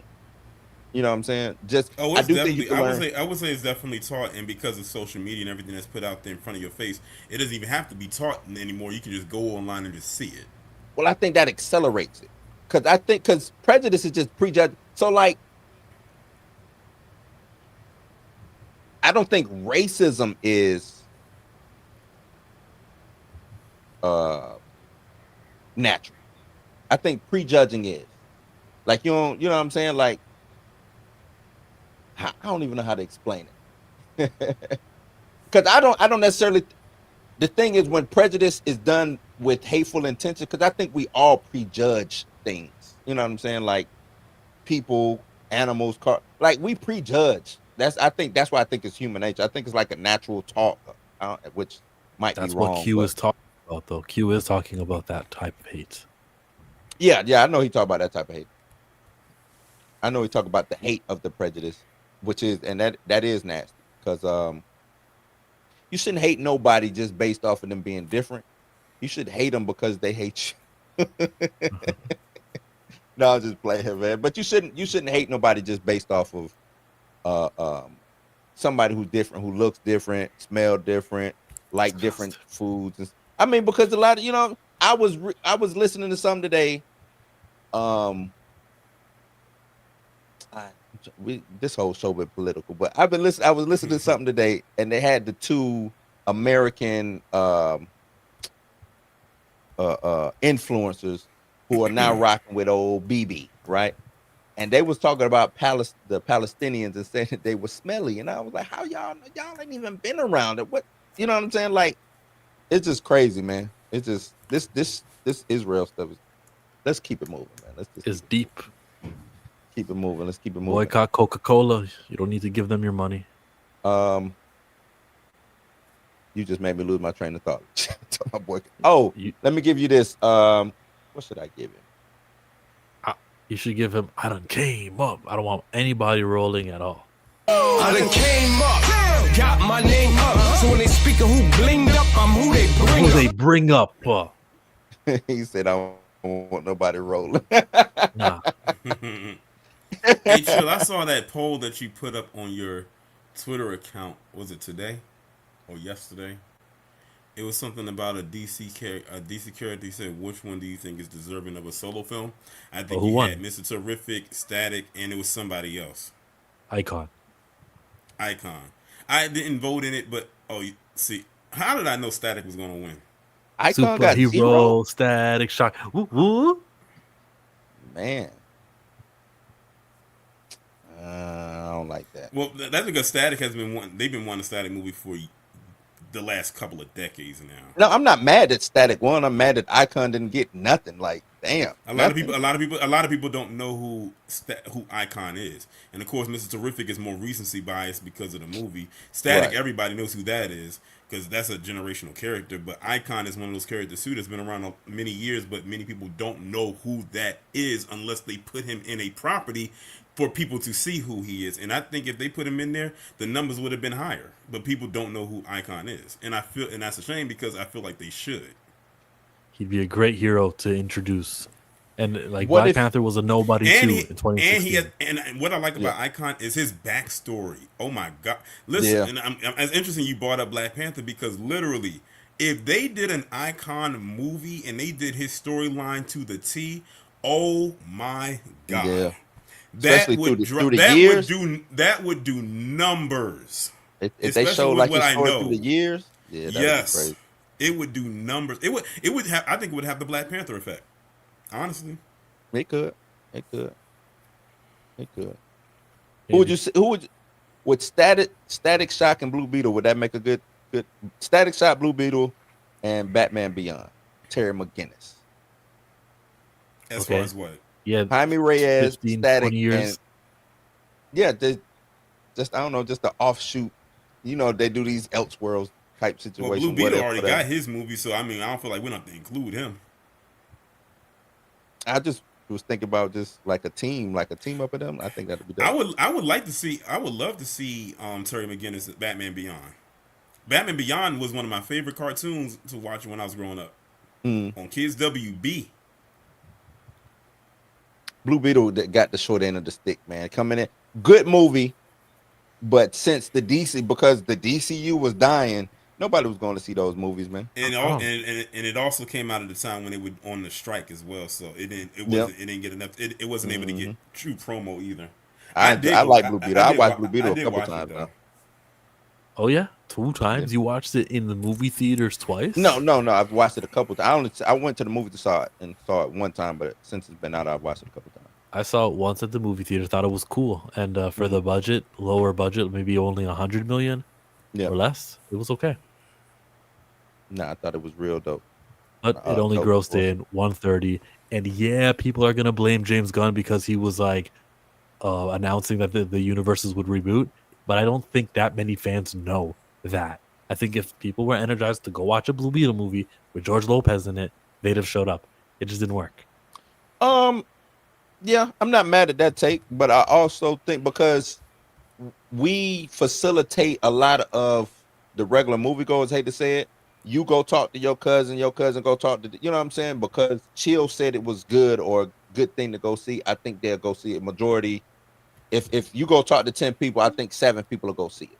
No, where was the Latino audience though? Where were they? Because internationally, it's not like this did a huge number. It did better domestically. That I don't know, man. I think they did have a good turnout for the Latino audience in its first weekend. No, they say the Latino audience is one of the bigger audiences who go to the actual Cineplex, who go to the movies, and they did not show up. They American. You know what it was? You know what it is? I think it's because of George Lopez. A lot of them have an issue with him. I don't know. I think it's because of his politics. I don't know what it is, but over the years, his base with them has dwindled over the years. That's crazy when your own people but I think that's the reason why they didn't go out, was because of him. If they had another actor there that they liked, then they would have showed up. But I think mainly because he was in it. But Mexico only gave it $5.9 million, $6 million in Mexico. Brazil gave it $8 million. You feel me? Like Mexico really should have showed up. Yeah, like I said, I think it was George Lopez. I think he was the cause of its box office demise. And I do know it didn't have the biggest advertising campaign either. Yeah, like I said, it came out when the strike was going on, so they couldn't promote it. Have the biggest advertising campaign. They couldn't promote it. Good point. The strike. Q with a $10. Appreciate the $10. Q says racism was invented to divide the people. When they mapped the human genome in 2003, they said 99.9 DNA was all shared. Only difference we have is that one that's 0.1. hair and eye color. Oh, I don't know, man. You might need to go check that again, Q. I think it's some vast differences um between people, just like even with like mutated DNA over certain years, different, Neanderthal DNA being in some people not, and I'm not saying that as a knock. That's just what it is. You know what I'm saying? Neanderthal DNA found in some people. Um, most African native people don't have the Neanderthal DNA in them. But I feel what you're saying. We also share a lot of DNA with what they say, Genghis Khan. cucumbers or something like that, or some weird plant, you know what I'm saying, or vegetable or something. So DNA is weird, man. DNA is just weird.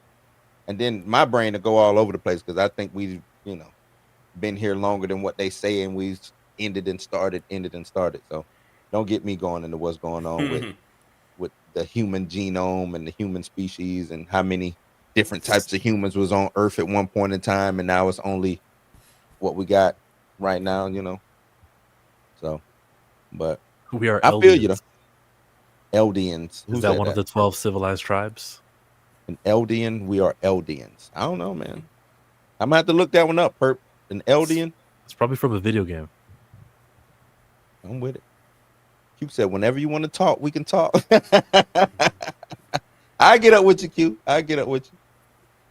All right, let me give you this. He said no body roll. I give you some gang banging. Let me see. I want to give you some $10 super chat.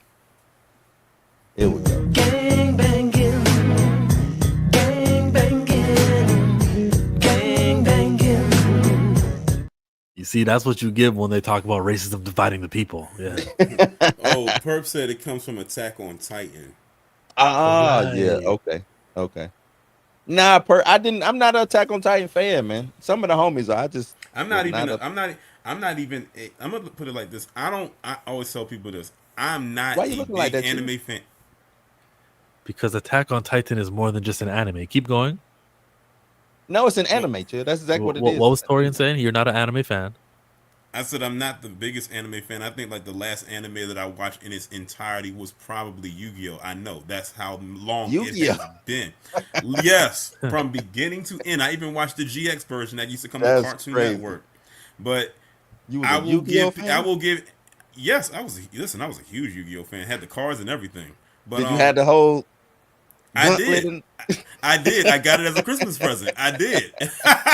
Back in the early 2000s. Hard the cards guide me. But You had the white dragon, blue eyes. The blue eyes white dragon. I did. I had the Egyptian god cards, all of it. I went to go see the movie when it came out. But oh, that's crazy. I will say this. Anime, I think, is going to be that next generational run as far as like movies go. I said between anime and video game movies. Those are going to be the two right there, because I don't know if y'all saw, but Demon Slayer is killing it at the box office. Still killing it. Globally, they said they have made over $600 million on a very low budget. That is impressive. Still got two more coming out. The longest anime movie I've watched too, like that. That shit is long, but it's good. I think that's I mean, we can pivot into that conversation. Oh, that's not pivot. I want to share my screen. I want to show this Torian. This is Torian. This is him. You just activated my trap card. I hated Yu-Gi-Oh. Did not watch it. Hated it. Was not a big Yu-Gi-Oh fan. I'm not a fan of card anime.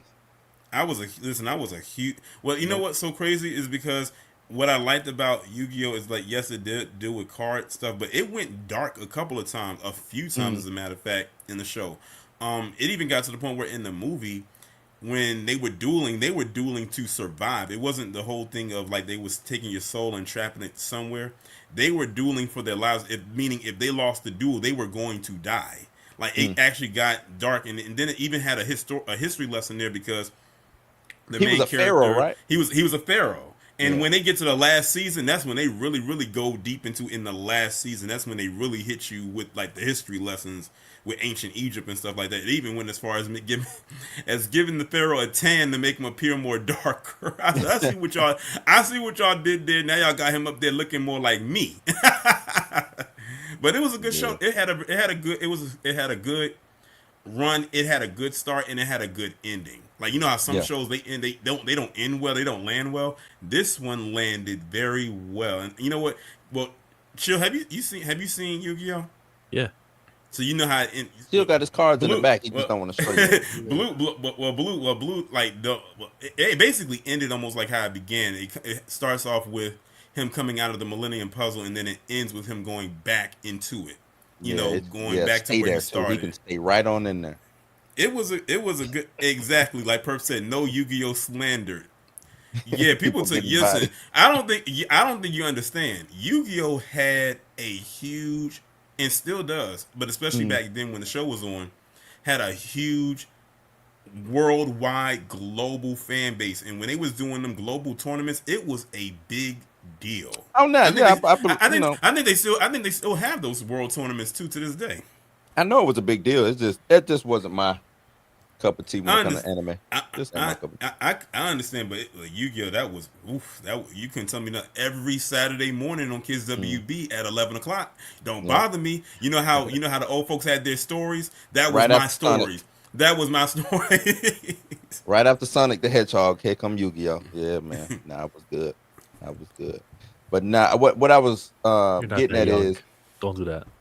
Huh? You're not that young. It was right after Sonic X. I remember the days. I got kids, bro, and I'm a Saturday morning cartoon.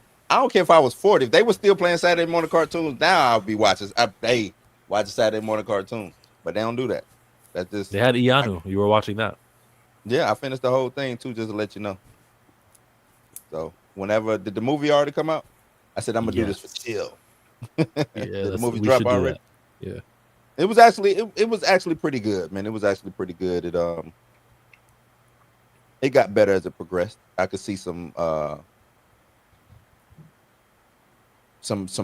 adultish, because I was, you know what I'm saying? I'm like, nah, they gotta get away from some of this. Is just too childish. If they want to play in the realm that I think they want to play in, you know what I'm saying? They got to get away from some. I'm like, nah, this is more kind of Dora the Explorer-ish. I need them to step it up a little bit. 15, 16-year-old age, 14, 15, 16, but they'll have unlimited like points with me because it was pre-slavery, and I just love that. That's all I want. We don't know if it's pre-slavery or not. This might be in the future for all we know. We don't know that. No, from the technology, it's not in the future. I don't know, Chill. I don't know that. I'm just telling you, he's one of the writers. That's I believe. Now that I believe. That I do believe. But no, I do think anime is the new it's the new comic book movie, anime and video game movie. What I will say is this, and I was telling some other people this last week. I said they have a good start right now as far as like we see what they're doing with the box office, but in order for it to be now to have like a wave, they would have to consistently match that tone that they're at right now. They would have to be consistent, because this could be one of those lightning in the bottle moments right here for all we know. Nah. But the thing is, Demon Slayer is a very popular anime, so of course it's going to generate that. But the thing is, they have to build up their other ones as well. Don't just Demon Slayer did this, let's go ahead and slap this unknown one out there because Demon Slayer did good. No, you build that up. Oh no, you got two more Demon Slayer movies coming. You got 2 more coming. So they building off of the foundation of this. Well, no, this was the thing is because this is basically the final season of Demon Slayer, and they just turned them into movies. So this what just happened will probably be broken up into episodes that you will see, because that's normally what they do. But because what was the last? It was another Demon Slayer movie that came out, I want to say 2 years ago. Really?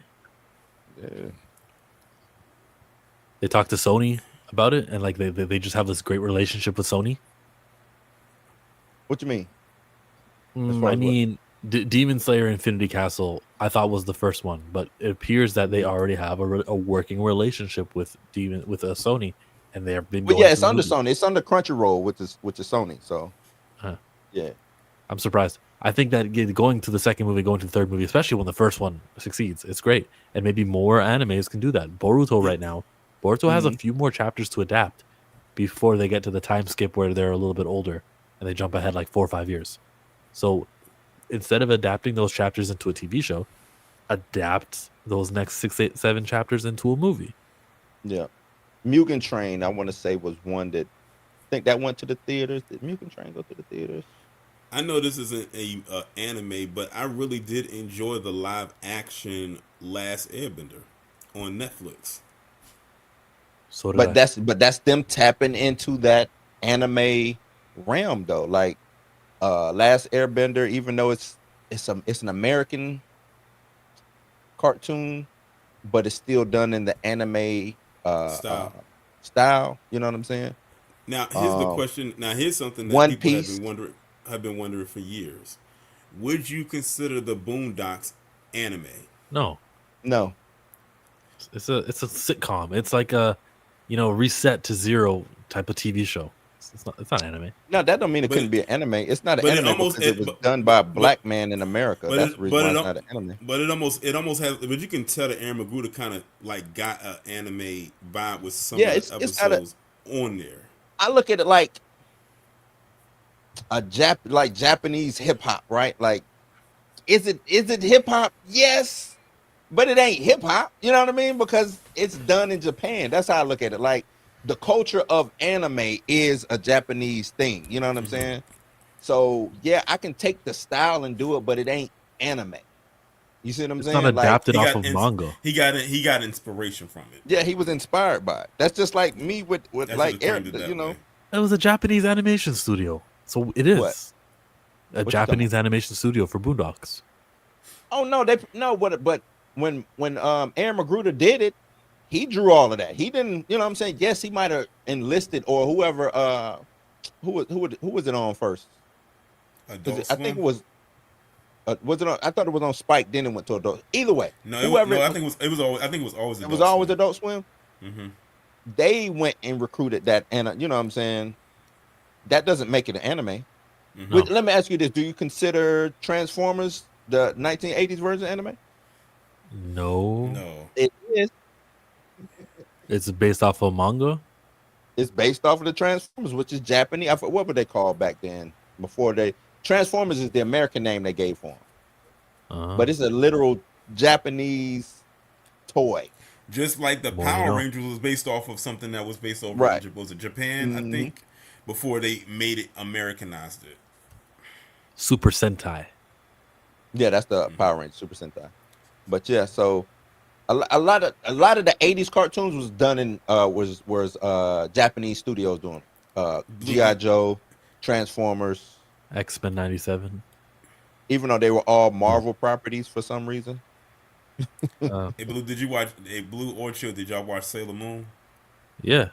I couldn't get into Sailor Moon. I watched some of the episodes. It wasn't bad. I just couldn't get I into used it. to watch it back in the day, like back in the 90s before I would go to school. And it's like it's just kind of crazy when you think about it. Even back then, it was like 'cause back then I didn't know what an anime was. I was just watching a show. I was the same. Listen, I was the same way with Dragon Ball Z back way back when. I was just watching the show, not knowing that it actually had an official title. Yeah. See, I knew about anime because I lived overseas for a little while, so we would get the cassette tapes. Anime. Matter of fact, I probably still got some at home, some old Kershawn, Ninja Scrolls, all of that stuff. Like I got the original tapes. You know what I'm saying? Yeah. Japanese, no subtitle. It's just Oh, you gotta sit there and the watch tape it. didn't pop, did Nah. it? So yeah, with no subtitles, chill. So I don't know what they was. I mean, I know it now because they added subtitles, but back then these was actual Japanese tapes, no subtitles. Crazy. yeah. There was no Nintendo Wii, so what are we gonna do? No Nintendo. No, it was just a Nintendo. Yeah. That's it. You talking about Nintendo Wii? Won't nobody even think about no Wii. This was the Nintendo. Greatest game yeah, I of remember the console Nintendo. ever.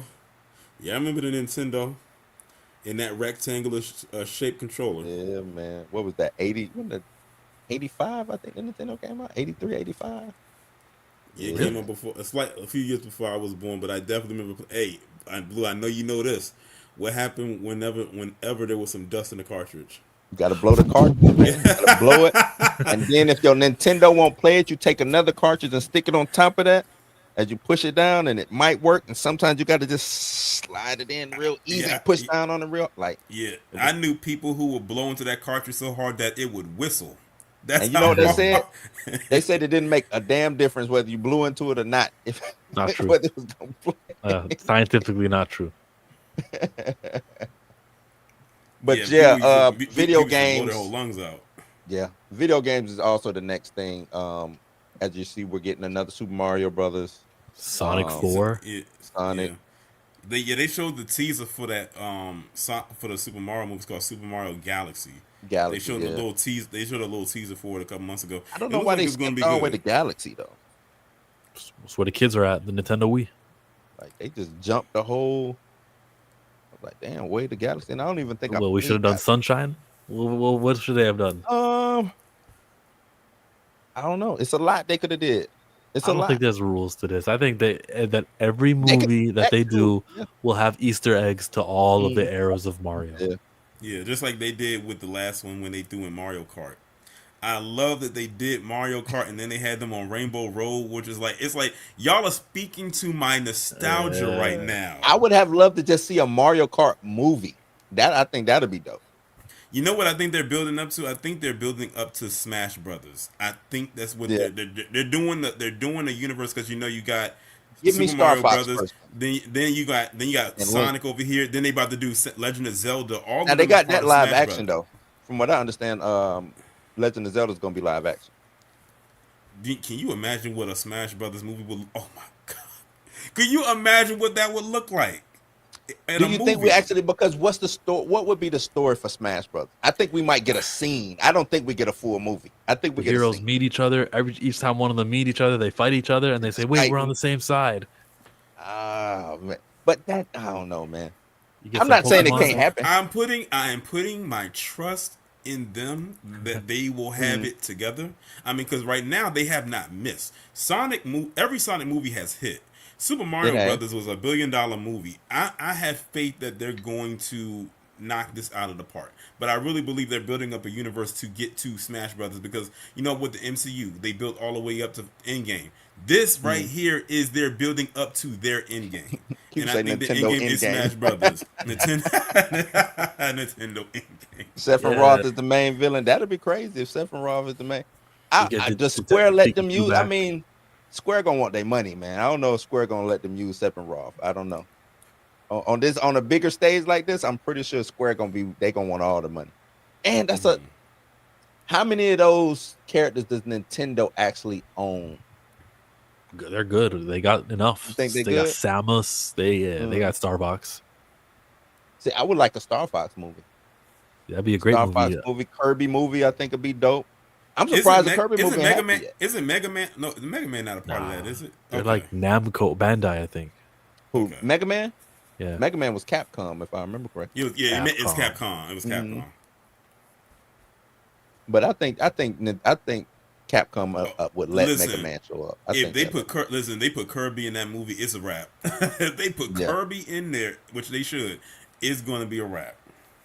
Is Kirby top 5 though? I think you could do a Smash Brothers without Kirby. If long as you have top 5 Nintendo, yes, Kirby or top 5. Yeah, Kirby's a very popular character, and Kirby is OP.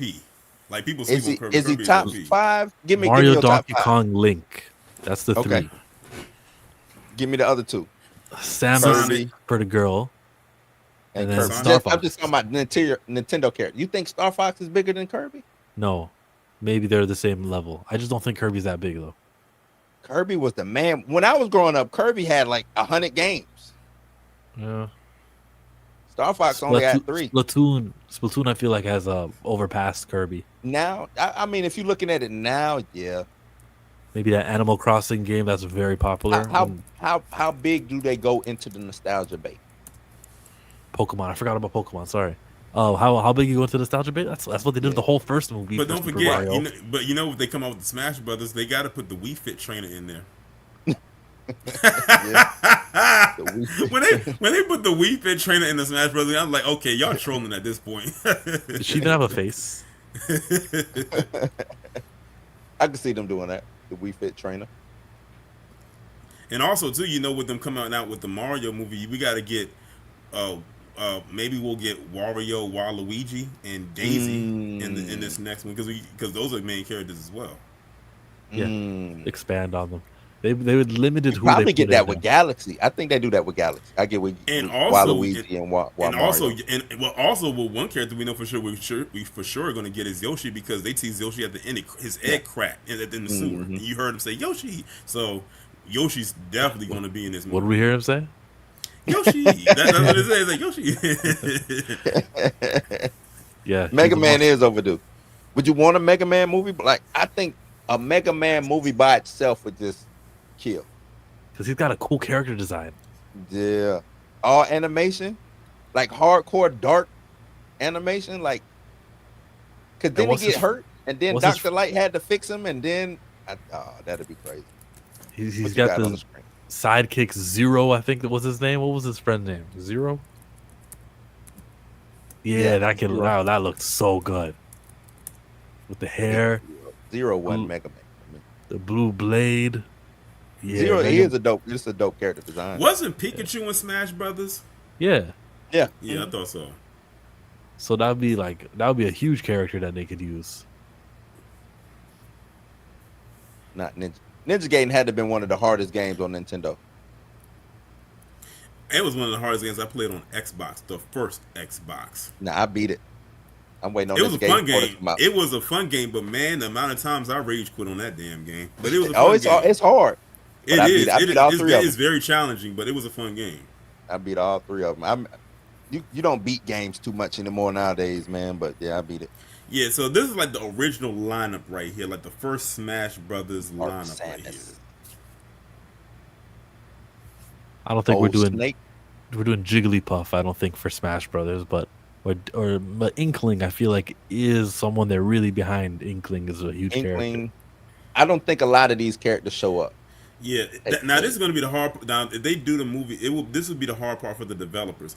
What characters make it and which ones get cut? Because this is a lot of characters, and they're not going to put every last majority of that top row is making it. Mario, Donkey Kong, Link, Samus, Yoshi, Kirby, Fox, Pikachu, Luigi, Ness.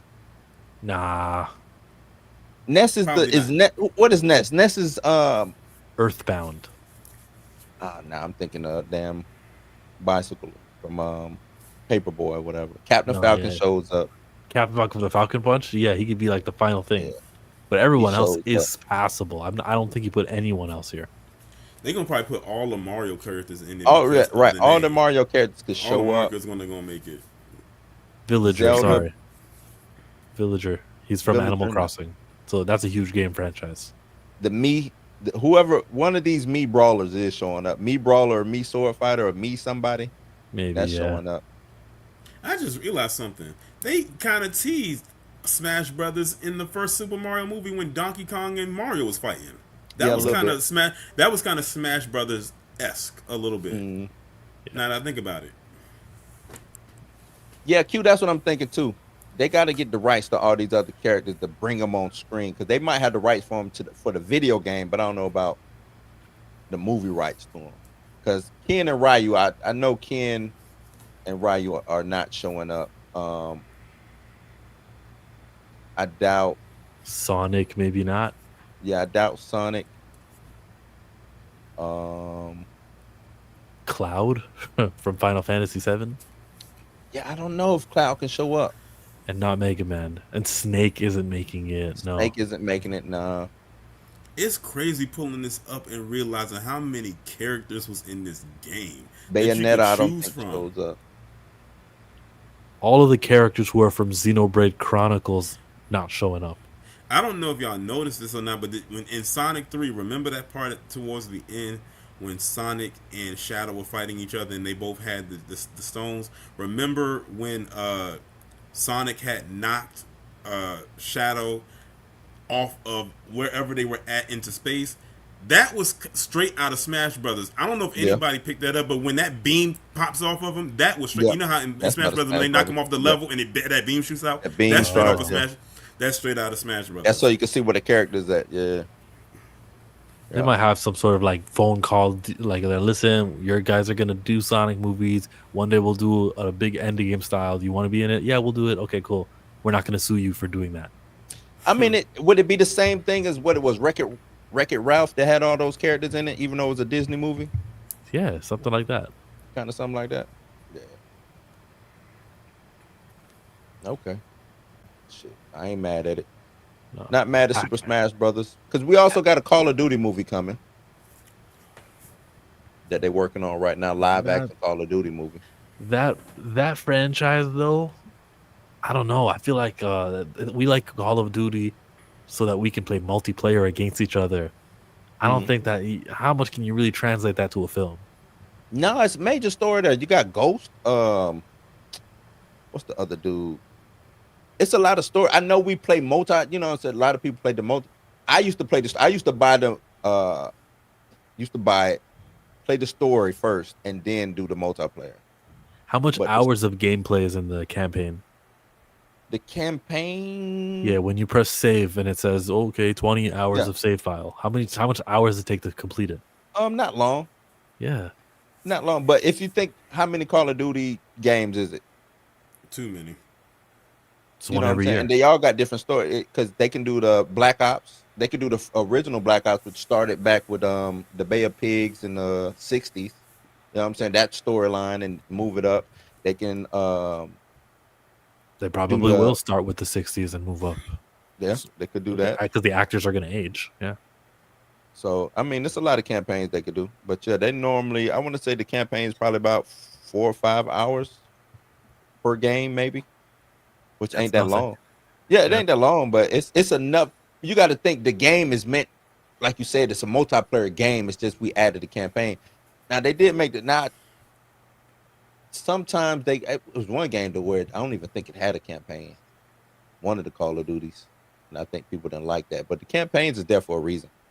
I don't think all video games are built the same. I think that there's a certain. Remember, there was before Sonic kicked ass, like Dune, and there's all these like poor reputation of film adaptations of movies of video games. Oh, we're good now. We're not there yet. We're not there anymore. We will return to it if we do a Call of Duty, which is like a MMO. That one Call of Duty, Q, that was Battlefield he was in. Michael K. Williams. Yeah, Michael K. Williams. That's Battlefield. I like Battlefield better than Call of Duty myself, but yeah. The Saudis is buying everything, man. The Saudis, Ellison, all of these, they just buying up it all, man. They bought Cristiano Ronaldo. I believe it. They bought EA, really? That's interesting. I can see that happening. Most definitely. Are they gonna? They need to get rid of the NFL rights so 2K can get the NFL rights back, because that's a better game than Madden. I'm so tired of fucking Madden. NFL 2K was way better than Madden. Way better. Oh shit. Remember they used to, you know what channel I miss? G4 TV. They brought it back and then had the big controversy with the old girl. I know what you're talking about. Listen, G4 TV was like a moment in time. Anar Sarkeesian, Morgan Webb, Sarah Lane, Chris Gore, Kristen Adams, Candace Bailey. I know Olivia Munn used to be over there. Frosgurin. This is back in 2022. Yeah, but she went on that rant about sexism and toxic masculinity and all of that, and them viewers got up out of there. They was like, we ain't here for her. And they used to have something on there called G4, which was the video game awards before the video game awards was a thing. Yeah, G4 had Psylocke hosting. What's her name? Who played the actress? Olivia Munn. Olivia Munn. Yeah. Mm-hmm. Okay.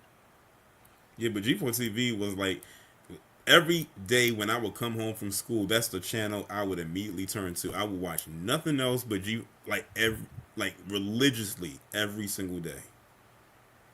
Did they have Electric Playground on that? Yes. Electric Playground. They had G4 News. I love watching G4 News because that was just like a hour long G4 show was like just on video MTV, games. but For for video gamers. games. For Yeah. games. Yeah. Yep. And G4 was like their big award show that they would have every year. Like I said, it was like VGA before VGA. They was like the used to have authority on like they- video they- games. They used to do the midnight launches, like when the Xbox 360 came out. Did you see that, Blue, when they did it at Area 51 and they had the Yep. whole Xbox 360 at the hangar? That Yeah. Listen, I almost want to go online and see if I can find that video. I stayed up late watching that because they was on the West Coast and I was on the East Coast, so it was late, and I stayed up to watch that. They used to always have like the midnight launches for different consoles and stuff. G4 was a big deal back in the day. Yeah. Nah, G4 was a big deal. That's back when cable TV was actually good. When they did. That's back when we still had A and B channels. Yeah. Actually, was something. TV was actually good back then. It was actually something to watch. TV was worth watching back then. Yeah. This is all, of course, before streaming and this is back when you had still had dial-up internet. You only had Facebook was still new, MySpace was still new, Black Planet was kind of already out there.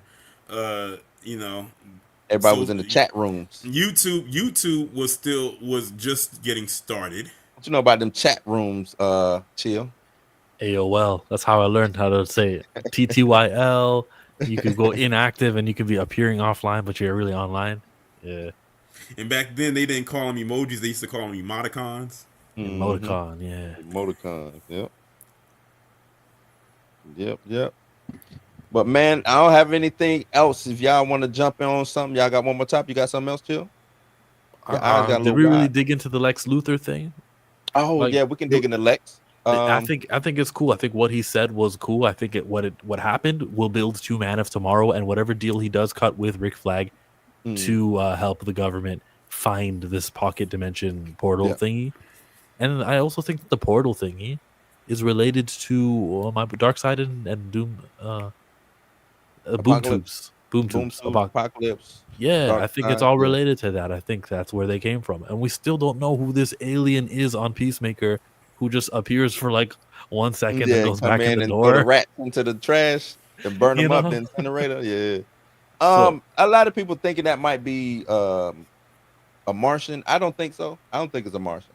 I'm thinking it's because I know he wanted to do the Authority, and the Authority is like Wildstorm. You get the Wildcats. I'm thinking more it could be a Damonite, could be, but that's just me throwing things out there. But what's it called? What's that? Peacemaker. No, it was a Damonite. Yeah, I don't know why when you said Damonite, it reminded me. Remember that movie, Small Soldiers? Yeah. Oh yeah. The Gorgonite. Gorgonite, yeah. Nah, Damonite. Y'all, you ever watched or read Wildcats or watched the cartoon back in the day? Wildcats? Yeah, Jim Lee's Wildcats. No. Spartan and Grifter and all of them. Nah, but good on him for getting his IP into a cartoon. Oh yeah, back in the day, everything became a cartoon. See, so that's what I loved about the 80s and 90s. If you were a one-hit wonder, you had a cartoon. It's like that in Japan. A lot of the manga get to become a cartoon anime. You became a cartoon, man. If you was a hit, you got a they put money behind you, like cartoons, movies, all types of stuff. Like they did it. Savage Dragon had a cartoon. Double Dragon, Mortal Kombat, Street Fighter. Yeah, I forgot Mortal Kombat did have a cartoon. Master P. Now, Master P didn't have a cartoon. He had a live action show, him and his son. He didn't have a cartoon. He never cartoon. He was on Nickelodeon. Who am I thinking of? Nickelodeon. I'm thinking of somebody who had his own cartoon. Maybe he had a cereal. That's something. MC Hammer. MC Hammer had a cartoon. Kid and Play. Wu-Tang. Did Wu-Tang Clan have a cartoon? Nope, they had a video game. Okay, sorry. But I'm just saying, you get branded. You know what I'm saying? Like you get things like why would Wu-Tang need a video game? But they got it. You know what I'm saying? Like, shoot, even 50 Cent had a video game. 50 Cent had two video games, and they was actually pretty good. I Bulletproof. I played that game. I played that game so many times. Yep. And they had all the G Unit songs. That was a good game, man. That was a good game. Was Def Jam? They had that fighting game, the wrestling game. Def Jam Vendetta and Pipe in New York. Yeah, man, those are some good games. Yeah, like you got stuff, man. You got stuff. Back to Peacemaker. Tim Meadows' character, there's a theory that Mhm. he's not from Earth. He's actually Jean. He's the Martian I don't think Manhunter. so. I hope I not. I hope not because he's too much of a corny character. You know what I'm saying? And nah, he don't need to be done. I did see that floating around. I think that's I see why people say it, but no, nah. I saw him say like to the what's the fat dude name? He was like, "You did the right thing," because Economist. the Economist Yeah. he booked them. They brought in a Peacemaker, but they didn't want to make a file of he was arrested because if you did, Yeah. then like it draws attention to you, and Mhm. he did. And then Tim Meadows' character, he goes, "You did the right thing there." Like what? Yeah. Where did that come from? It's because you're probably a Martian Manhunter. You're a superhero. Nah, I don't think so. But I just that's very woke though to actually address that. Like Rick Flag was going to off the books, bring Mhm. you in, cuff you and everything, arrest you without essentially arresting you, right? No camera footage or anything. And then he was like, "Oh no, we're gonna digitize this. We're gonna make it an official make formal an arrest." official form. Yep. That was woof. That's No, that's revealing, smart man. too. That's smart. You know what I'm saying? Um, I think James, like the whole thing, this season hasn't been like super action packed, but the story and the character building of this, I think, is gonna pay off in dividends. That's what I believe. You know what I'm And the saying? intro song. There's some controversy because Yeah, they've banned some of the stuff too. Yeah, the so that's an Easter egg. Now the whole show, as we know, is Mhm. for this is a swastika, guys. This sign here, plus this sign here. When Yeah. you put it together, but that's the first dance that Peacemaker does Mhm. on Fortnite. They did a Fortnite dance, and they chose that dance move of all the 90 seconds of dancing. They They decided probably didn't know. no, they probably weren't thinking because that is the first thing he Yeah. does in the show. So Right, they probably and, weren't thinking. and now Fortnite's kind of like mad at it, and they erased it, and you can't use it anymore. So I think the best thing to do is just check when he's like doing his hips thing, and use Yeah. that as the dancing emoji. But James Gunn did say that the intro was, detriment. I don't want to say detrimental, but congruent Deliberate? to the story. Yeah, Yeah, of course it deliberate. was. Yeah, we all get it. I understand Yeah. it. It's just like if you're Fortnite though, just choose a Peacemaker dance that doesn't represent Mhm. that symbol, and we're good. Because Someone should have. also during that dance, I don't know if you noticed, you get two peacemakers in that scene. You get two what's her name? Hardcore. Harcourts. Like you getting double. We're Yeah. not just you're not noticing it because you see one Harcourt run off and then she comes back, she's changed clothes, and you don't really think about it. It But was you're well thought getting, out. yeah, even the peacemaker, you come in, one peacemaker, the helmet, look at the helmets next time. When he's doing that, that ain't our peacemaker, that's the other peacemaker. Earth Like X. it's dope the way they did it. It's dope the way they did it. Yeah, well thought out show. Yeah, real like that's I like James. I don't know, man. I'm like really becoming a fan of what James Gunn and Peter Safran is over there doing because it's like they're taking the time and they're taking the time and they're taking their time to give you quality stuff. You know what I'm saying? So I think that's really dope. And it could just be, he watched what the fraudulent one over there at Marvel done, and he was like, I'm not doing that. We're gonna do it the right way. Are you looking forward to Lanterns?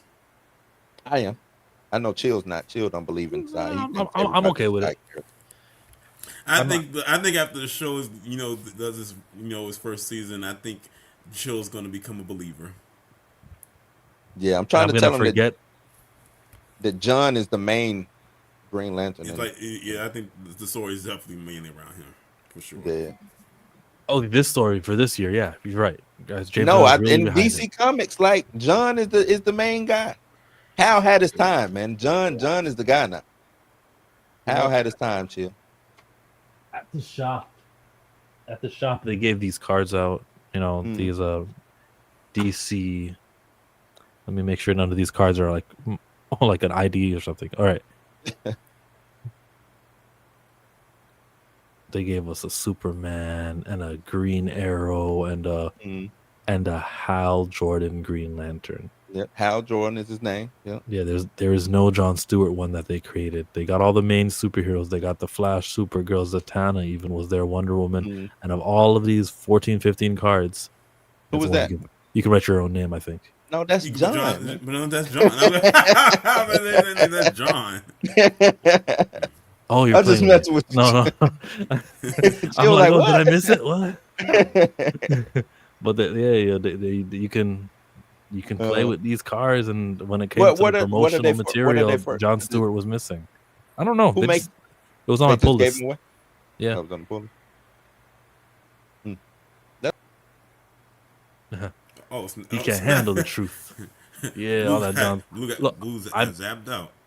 I am interested in John Stewart in the Lanterns TV show because like it's DC, and it feels like Blue Beetle. All of it is like attached to each other. Why would I'm not gonna miss a step?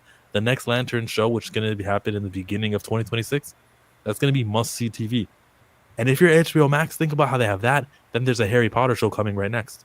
Okay, Game of Thrones has not House of Dragon, House of Dragon, but Yeah, there's yeah, the other yeah. one. And then they got Knights of the Seven Kingdom. No, I They thought have it was 4. little. What it is, Duncan. Whatever. Yeah, either, Knights either of the way. Seven Kingdom. Is that That's what it is? 4 Oh. TV shows that are gonna carry them, like from the beginning of the year to even the middle of the year. I don't know. I don't even know when House of Dragons will end, but then they'll have something else. This is they said this is the first time ever, as far as like the Game of Thrones universe, where they're gonna have 2 shows in the same year. Like they gonna be cooking, because I think Knights of the Seven Kingdoms is gonna come out first, and then House of the Dragons most likely gonna be in the summer, like they always do. They usually always air that in the summer. That's a summer show. Yeah, they said they're not waiting They on gonna have that on lock. George R.R. Martin. They just said they're gonna do what the fuck they got to do to get this Game of And then you Thrones got franchise up and running. and then you got Supergirl coming out next year. Yep, Supergirl, Mm-hmm. and then the year after that you'll have Superman. Like And, James Gunn and, is Clayface is gonna be Clayface. somewhere in the mix. Yep.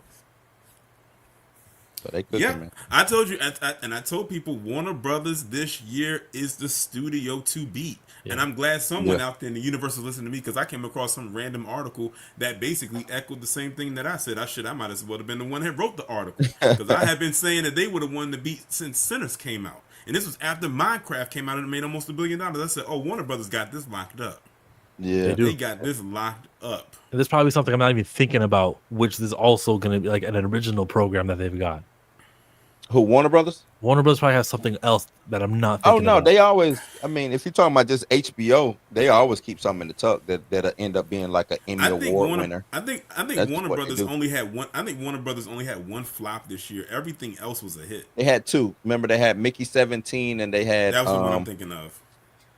was one more that came out before Mickey 7. Like they started off a little shaky, and then But then Minecraft came, out, and everything just took off like. oh yeah, a rocket Welcome to after Derry that. is next month too. Yeah, Welcome. Oh to Derry. yeah, I'm looking forward to that. What's the DiCaprio one that's coming out right now? It's already out. It's called Is that One Warner Battle Brothers? After Another. Yeah, Is that Warner Brothers? maybe it's not. Sorry, I forgot. I mean, I I thought don't it was. know. I saw the previews. It looked good. The Battle After Another. Chase Infinity. It is Warner Brothers. It's Warner Brothers. Yeah, It is. because I know they I pushed. heard that movie got very good reviews. Yeah. Very good reviews. Like everybody who said they saw it said it was. Some people said that this is their movie of the year, and that's crazy considering everyone said Sinners was their movie of the year. Yeah. And both of them are under the same studio. Like I said, Warner Brothers is just winning this year. Yeah. I know they came out and said that they pushed Mortal Kombat to next year because of the good year that they had. They was like they don't want to waste it on this year. They want to. Yeah, they said next year. they want to have another good year. So they said, Yep. you know what, we don't want to have it just be Supergirl being our biggest movie to come out next year. So let's have 2. It matters two because movies. you got to think the fiscal year starts over. Who cares? Huh? Who cares? Who really cares? The shareholders? What matters is making the Mortal Kombat movie come out so it makes the most amount of money. Chill. I need more money from the shareholders so I can make another Mortal Kombat movie. So it matters. It matters And when it again, comes. and It Warner matters. Brothers has done it again, because this One Battle After Another, it made $48 million globally, and that makes it another box office movie that Warner Brothers released, where the movie made over 40 million in its opening that weekend. first week. Yeah. No, that's a domestic thing. Domestically, it only made 22 million. That record you're talking about was about domestic openings with 40 million plus. Oh, it's domestic openings. Yeah. Okay. Either way, That budget, I'm pretty sure, is a low budget. So 44 million overall. I think it is a low budget. Well, maybe because there's not a lot of VFX, but if you're talking about the cast, It's a lot of practical effects with this movie. okay. Nah, What's I it don't about? think the cast got a lot. DiCaprio is the because you got DiCaprio. What he getting?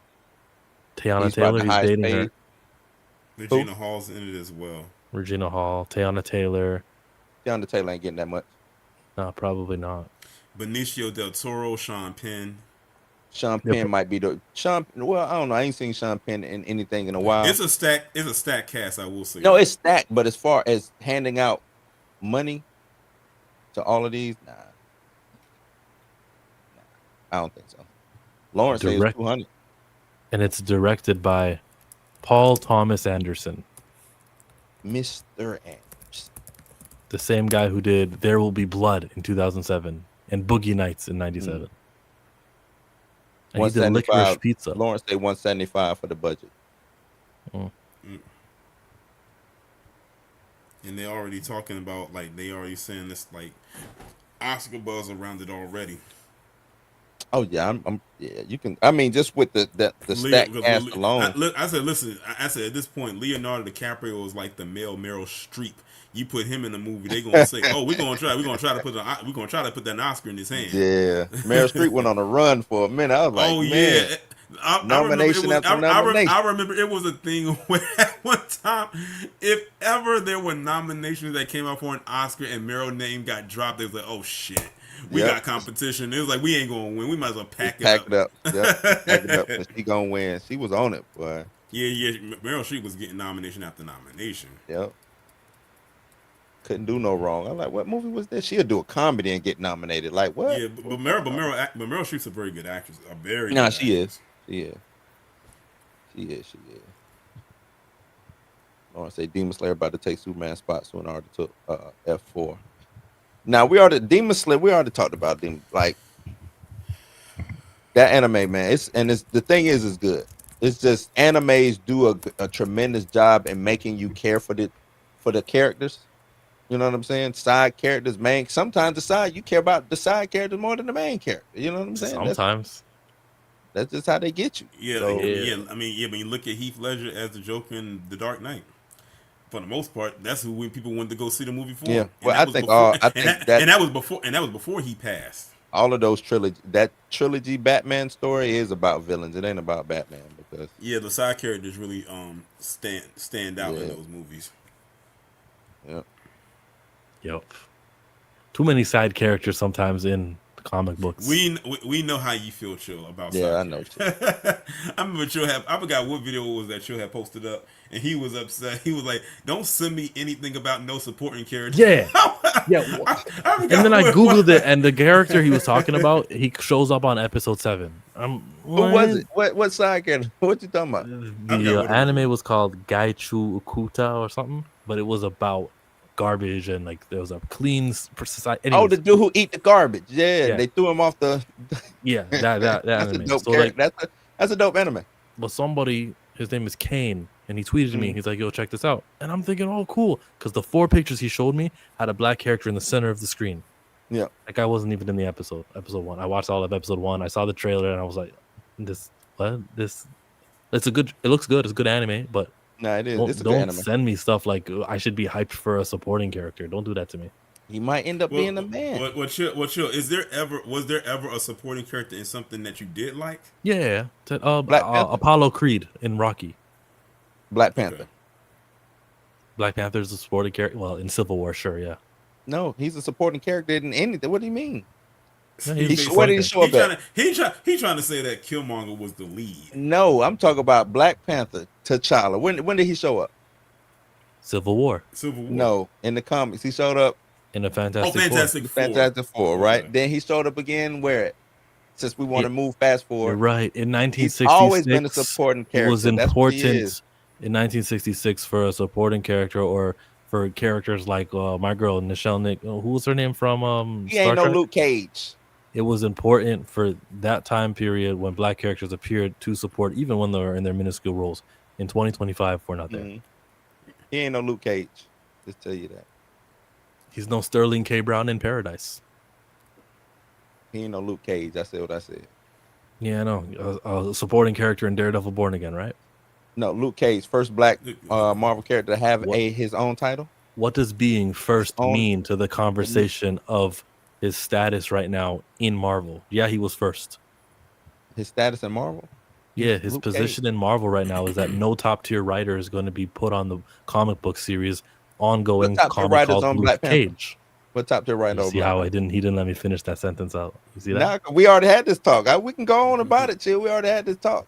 Them top tier writers. What about Blade? What about Blade? I mean, if you want to go outside of his comic, I mean, look at what he did for Marvel, as far as the movies go. Blade has never been a supporting character though, ever. He's always been the writer of his own story, unlike T'Challa. I'm just doing it to fuck with you. Yeah, I know. Yeah, we know.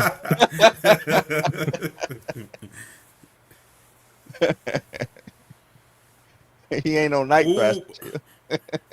Hey, but look at what Miles Morales did on the animated side for the Spider-Verse. Yeah, on the animated side. Hey, a win is a win, and Sony had to have that win because man, they was like losing L after L after L. No, they only had one L at the time. They only had one L. Who? Venom was winning. Matter of fact, I think Venom won all maybe three the times. first one. Maybe the first Venom. Nah. The second Venom one was weak, and I didn't even bother watching that last. As far as I'm talking about, as far as making money. Yeah, the first I didn't like Venom the second Venom either, but the first Venom made a lot of money. Yeah, first Venom I think did close to $1 billion. 800 to 700. Yeah, it made close to $1 billion. Yeah. Second one I think also did too, but I didn't like the second one. Third one I think it got lesser and lesser, but it was still a win as far as making money. That's all I'm saying. Now, if you talk about Morbius and what's the other one? Madam Web. And then some people say that Craven was actually pretty good. I just Morbius. Yeah, it's Morbin time, But back to yeah, Spider- those. Oh, go ahead, Jill. What'd you say?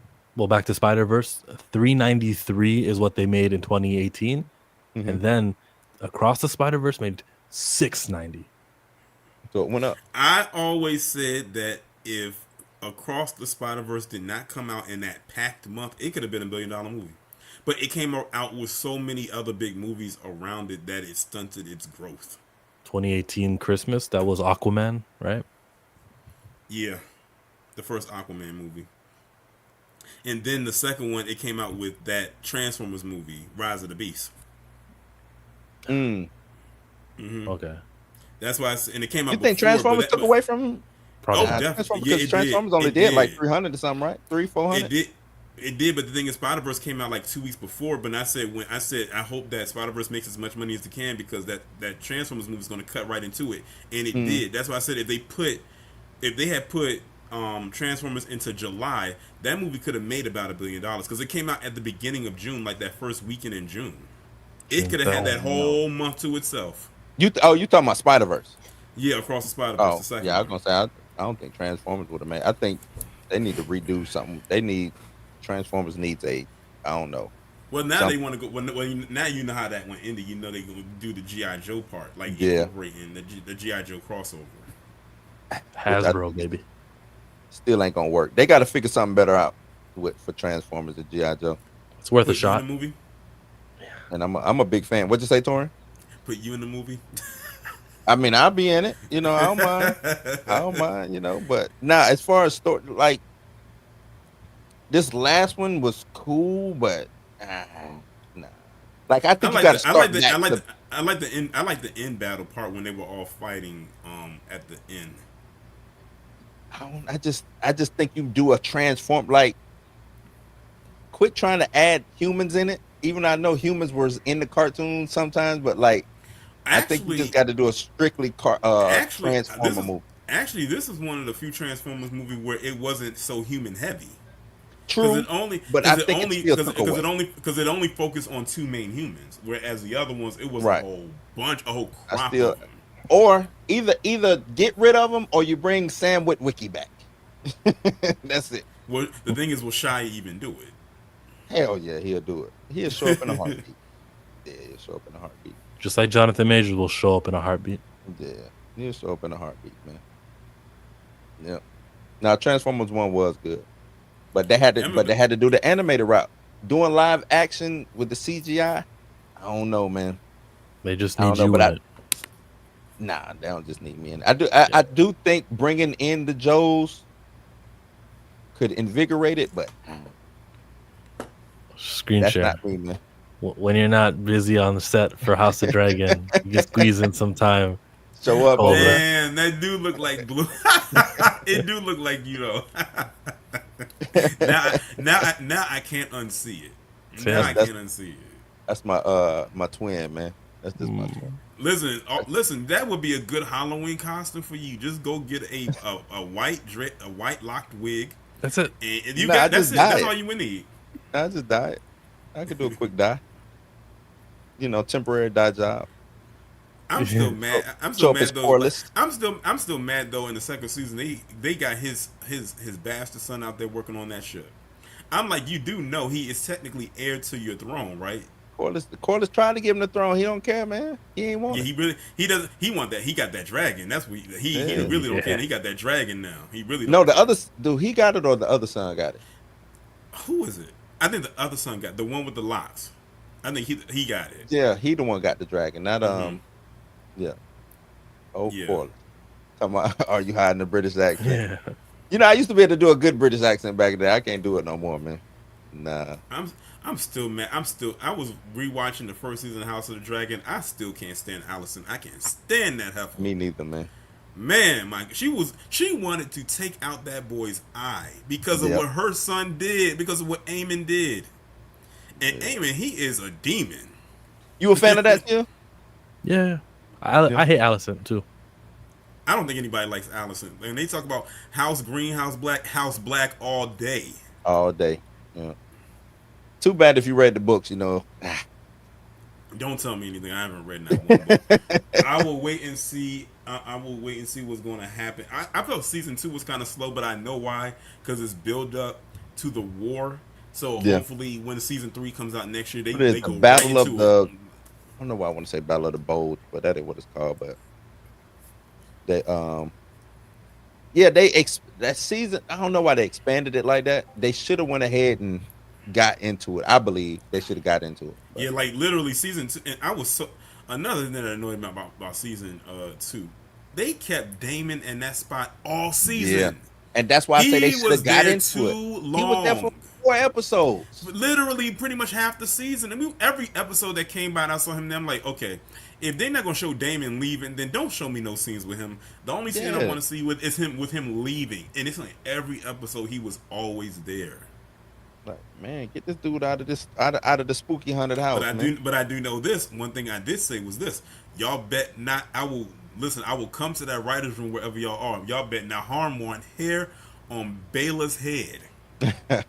That is my favorite character on the show. Do not mess with her. That's exactly what it was, Lawrence. Season 2 was a commercial for season 3. One long commercial, one long ad. That's exactly what it was. And it's all on HBO Max. Yeah. You guys call it Max? They just switched over. They had just switched to Max during that. Now it's back to being HBO Max, but they had just switched to Max. They doing hopscotch with this name. And I hope her sister gets that dragon, because she went off the beaten path to chase down that dragon for a whole episode. I hope she gets it. Yeah, but that ain't even her story. That's what I mean, you know. But that ain't her story. She ain't supposed to get a sheep stealer, I should say. That ain't her story. And then you got Eamon riding on Vagar, that old B. She is old. Yeah. The biggest dragon, but she old. And it's another character that's supposed to be coming in too. It's another brother, right? It's no. another character. Are you sure? I think it's supposed to be another character that's supposed to be coming in, like another big character. I think it's probably a bigger. It probably is a big character coming, but I know when the sister ran off, they're turning her character into a main character that's in the books. That's what it seemed like to me. Forgot her name. Is it Mouse?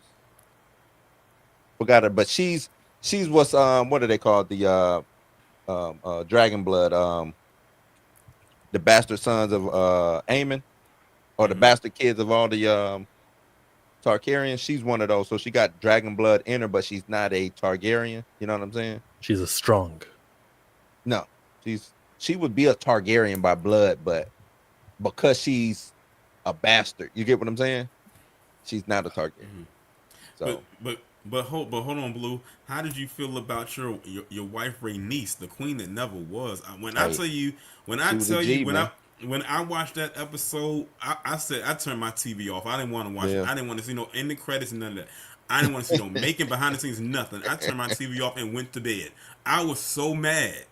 I was not ready for that. I wasn't. That was cold blooded, man. That was the way she went out. You know, make me want to rewatch it. Yeah, major salute to her.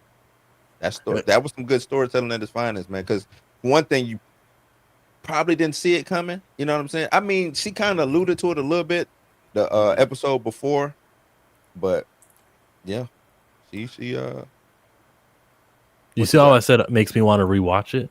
When you go to the Nielsen's ratings place, sometimes some of these shows will appear again. Damn, and you'll be like, yo, people are restreaming it, but it's because they got so much watch time hours. So and that's what's gonna end up happening when House of the Dragon season 3 gets ready to come on. The watch time for season 2 is gonna end up on that list because everyone's gonna rewatch it right ahead of the show coming back. Wednesday's a great example. They've got 12 episodes, but only 4 of them are new on Netflix. So when I see that, because they split the season up. Yeah. When I see that 870 million of minutes are watched, I'm sure most of those minutes are people watching the first 4 episodes, but you know that those original 8 episodes are being watched also to contribute to this. Oh yeah, no, they watching it in succession. And it's been on this chart for like the last 3 weeks too. Wednesday season 1 stayed. I remember Wednesday season 1 stayed on the charts for like 3 months. Wow. In top spots. Like the show is very popular. I mean, it got greenlit for season 3 before the second season aired the first episode. So they already got greenlit for season 3. How old is this? This is from the week of August 25. So it's a month away. Look, Alien Earth, and they did weekly episodes, didn't they? Yeah. Yeah. By the time they got to episode 4, there were 326 million watch time minutes. That's so they good, charted. Man. Yeah. Yeah, I guess. Nah, because I think they said the average show, just if you're thinking like terrestrial TV, regular TV back in the day, was like around 2. Like the rating was 2? No, like how many people watched it? The ratings wasn't that high like how it is now because streaming you can always watch it. With shows back then, you had to catch it at that time. Didn't see it. Between like 1.5 to 2 million people watching it was good. You know what I'm saying? Yeah, that was considered good ratings for a show. Yeah, once it got down into like 700, you might still be able to keep going, but 700, 650, because it was a certain threshold that they had to meet each season in order for them to get renewed. If they dropped, then that was a sign that the show was getting stale and they were getting ready to pull the plug. And then, as a matter of fact, that's what happened with the Cosby Show, because the Cosby Show stayed number 1 for its entire run, and the show that beat them out and knocked them to number 2 was The Simpsons. When The Simpsons came out, they knocked them off that number 1 spot, and they got knocked to number 2. And shortly after, the Cosby Show got canceled. That sucks. It had ran its course too, though. Go ahead. It ran its course too because The Simpsons had came out in '89, and the Cosby Show had been on since like '85, and it got canceled in like '92. So that's a good run, especially for a show that has a majority black cast. They had 8 seasons. And then it had a spinoff with A Different World that came out a couple years later that was still on at the same time. So it's not like they were hurting in that regard. Marissa Tomei was on that for the first season. Yeah, she was on the first season. I got to see that. I watched every episode. A Different World was a good show. Very good. Real good. I got my son watching it now. You talking about Nettles? That's what I'm talking about. Puma Lee, I clicked on the wrong one. Nettles is Damon's. She's a dragon seed, but Yeah, but that's also said unless it was on CW, it was good 300,000. That's because CW was a newer network, so they were fine with that. It wasn't like the Fox or the ABC, NBC, the big top ones where they were expected to get those type of ratings. CW was Small? new, and it was CW was small CW? at that time. Small. I It was a gonna say the small- word Smallville, and then I wanted to stop because I was talking over you. Oh, okay. But yeah, CW was small because it was merged with WB and WB and UPN. So it was so it became, when that happened, it basically started from scratch. It was a brand new network. So that's why they were good with lower ratings. They wasn't expecting these It was the Hulu of its numbers. time. I don't know if y'all know how Hulu got started. All the different companies bought in and wanted to do one streaming network because streaming was new. That's what CW was when they merged UPN and CW. So basically, you can get off different shows on CW because depending on who's paying for it, you know what I'm saying? So let's say if Warner Brothers was paying for this, but also NBC, it could be an NBC show, but Warner Brothers paid for it. You know what I'm saying? So they kind of like the WNBA, right? Like the NBA pays for the WNBA. It's one of those type of things. That's why a lot of those shows lasted for so long on CW, is because somebody else dime. It was somebody else's dime. And UPN was known as the urban network because it had all the black shows on there. Yeah, it did. UPN was good shit. Smallville is fire. Smallville's pilot episode attracted 8 million viewers, setting a record for the WB, while the series finale drew 3 million viewers on the CW. Throughout its run, the show's audience number varied. The final season averaged 2.9 million. 0.9, that's good. Yeah, that's more than... So it pretty much stayed consistent the whole run, all the way through, which is rare, especially nowadays, because usually there's a huge fall off. But they stayed consistent from the time it showed, and Smallville stayed on for a while. Now you want to know a show that stayed on for? You want to know? I see your 10 and raise you damn near 20 with Grey's Anatomy. Grey's Anatomy. With Grey's Anatomy. I wasn't thinking of Grey's Anatomy, but I was trying to stick with CW. Supernatural. Yeah, Supernatural stayed on a long, and I don't know why. Supernatural came out after Smallville, and then did an additional like 3 or 4 or 5 seasons or something like that. Supernatural was literally the last of the original WB shows before the merge, and when it got canceled, that was it. It was the last one. And the thing is, Supernatural got canceled maybe 2 years ago. No, it was the last episode was November 2020. Okay, 5 years ago. Still recent. That's still a long time. 2020 feels like 2 years ago, though. When did Supernatural started? What, 2000? In 05. 05. Yeah, that's so a long ass 15 years. That's a long time. Yeah. Let's hope Ianu gets that. And the thing is, they had one, and also too, fun fact, Jensen Ackles, who plays Soldier Boy on The Boys, he was originally the first person they was going to go with to play Captain America, but because of the scheduling with Supernatural, he couldn't commit to the project, so they went with Chris Evans. I can't imagine someone not Chris Evans.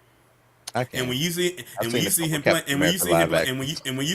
Soldier Boy, and you say he's basically the dark version of Captain America, I say he knocked out 2 birds with 1 stone, because I can't see anyone else playing Soldier Boy but him. He plays that part so good. But no, Chris Evans is he looked the part for Captain America though. I could see him being Captain America. He also now that I think about it, the actor that played Soldier Boy, remember that show Dark Angel with Jessica Alba? Mm-hmm, Jessica Alba. He was on that show.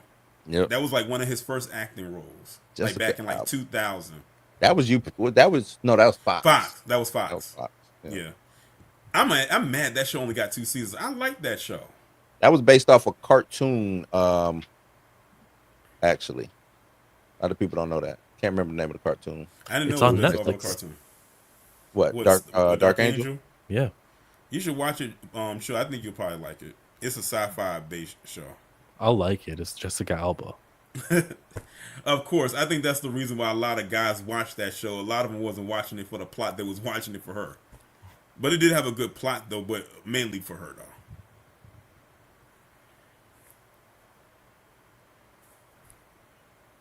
Yeah, that was like her little first joint.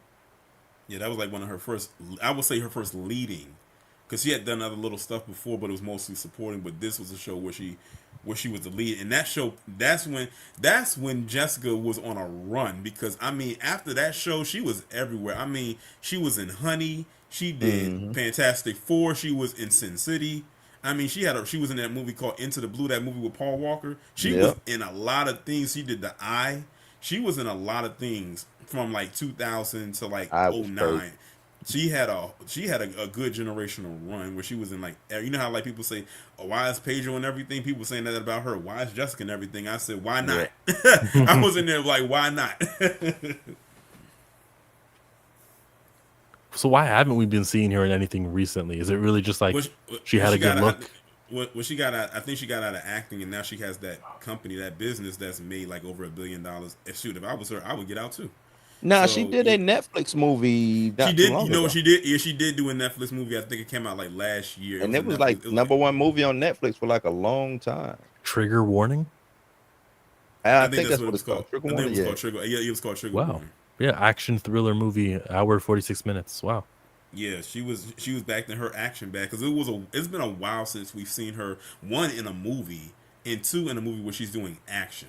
Because it's been a while since we've seen her pick up a gun for a role, but she was kicking ass in that movie though. Yeah, nah, and she had they did the basically the sequel to Bad Boys 2 TV show, her and Gabrielle Union. Yeah, but that show didn't stay on long. That was LA's Finest. Yeah, I think it stayed on for like a season or so. And they didn't mention that at all in the reboots of Bad Boys, the last two ones. No, they didn't. There was a wedding when you probably should have saw their characters, right? At the wedding for Reggie and them. No, Will Mike Lowry, he had a wedding too. Yeah. Yeah, that was in the last one. And listen, I'm all for the spinoff with Reggie and what's his boy's name? Yeah, Mike his Lowry's son. I'm all for that spinoff. Are they doing that? I'm off. Listen, after that scene with Reggie, that's all people kept talking about. Like when people was talking about the reviews, everyone kept talking about that scene and saying, "Look, we need that spinoff. We need Call of Duty Reggie. Team up with him. We need that spinoff with the both of them." And I would be take my money. I would be all for it. If we can get that what we saw in that movie, but in a full length, I'm all for it. Sign me up. I would do it. I would do it. You know what though? One more with Martin and Will as literally the leads. That'll be Bad Boy 5, but just give them an increased role. And then Bad Boy 6. Now Martin and Will, they could be in it for like 10 minutes, but it's the other guys' movies. Yeah, I agree. I ain't mad at that. I think they probably heard the reception from the audiences who saw it, and the wheels are spinning. I think they would be foolish not to do it. The opportunity is right there, especially since these movies make money. Yeah, all of them make bank. Sony does these movies, and plus I remember it is Sony. Yeah, they would have made more for the third movie if COVID-19 didn't lock things down. Actually, the third Bad Boys movie was, what was that? Bad Boys. It was before COVID. It was before. It came out in January, which was risky to release a movie that should be released in the summer, but they released it in January. On top of that, because usually they see January and February as the dump months, like the months like they kind of toss away. But that movie made almost $500 million globally. They said that Bad Boys was the highest grossing of the entire franchise, and it released in January. Like, really let that sink in with 2 black leads. That is unheard of. Yeah. In January, like, really let that sink in. So maybe it was a good thing that they did, because if they tried to do that in the summer, the movie would probably never came out. Yeah, you made a good point. As I'm looking through the numbers, by day 55, they had already made the money they were gonna make, really.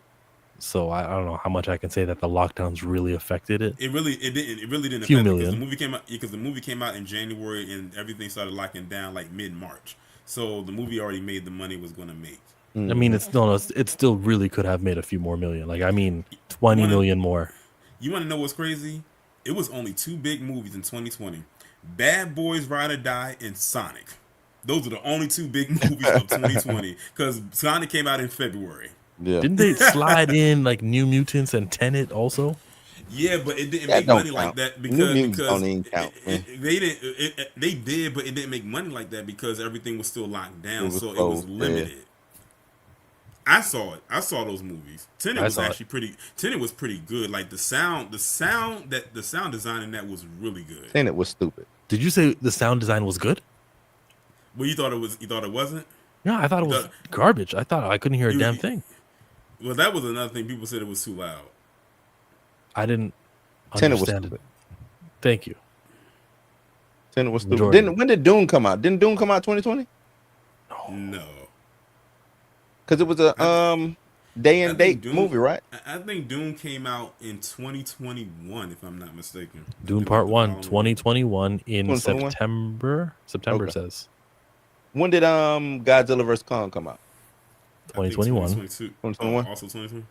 No, okay. Let me check. Godzilla, Kong. There's so many Godzillas. 2021 2021? in Okay. March, Cool. and then I I said think Tenet- Wonder Go ahead. Woman 84 was Christmas of 2020, and then Snyder Cut was in 2021 Christmas, I think. And then they also released like Maybe. Shang-Chi that came out in 2021 as well. Eternals also came out in 2021 too. Dune is Who good. could forget Space Jam 2?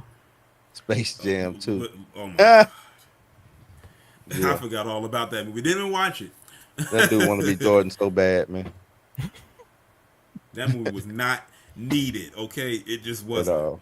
That was just as far as I'm concerned, that was just a passion project that LeBron wanted to work on, and that was probably just a tax write-off for him at the end of the day. he wanted to be Jordan so, but he just want to be Jordan, man. Quit, just be LeBron. Dog. Just It be didn't, LeBron. and it just didn't look right what they were trying to do. I said that they had them characters looking like those robotic type of things from Chuck E. Cheese. Remember how they looked back in the day with Chuck E. Cheese? That's what The they kind of scary look joints. like.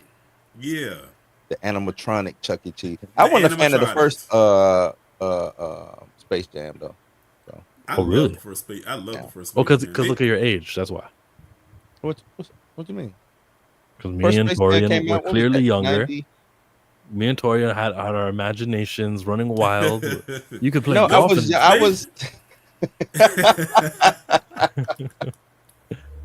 I was in middle school when Space Jam came out. I want to say. You're too old. No, you was didn't have a middle crush school. on I Lola like remember we did. Space Jam was such a big deal that they actually had field trips to take us to go see that movie. It was that big of it. Sort of like how they did with Black Panther, how they took kids on field trips to go see it. That was how it was when Space Jam came out back in the 90s. So When Michael was Space Jam T'Challa, 96 but hit. LeBron couldn't do that. Listen, Michael Jordan that was peak MJ right there. Michael A. Jordan. You put MJ and Bugs Bunny in a movie together. Listen, you got everybody. Oh no, it did what it was supposed to do. It's just I wasn't the biggest fan. I'm not a big Michael Jordan fan anyway, so but Now, The you other- know what's so it kind of reminds you of like when I think of Space Jam, I also think of Who Framed Roger Rabbit. yeah, they put me in and I don't know. It was a bad looking movie to me. I didn't like the Bill You know, Murray. like, I will say and this Porky though, Pig. I Space I don't. Space Jam had a fire soundtrack. Soundtrack was killer. Oh yeah, no, The soundtrack was killer. fire. One of the Yeah. best movie soundtracks ever. R. Kelly, those 95.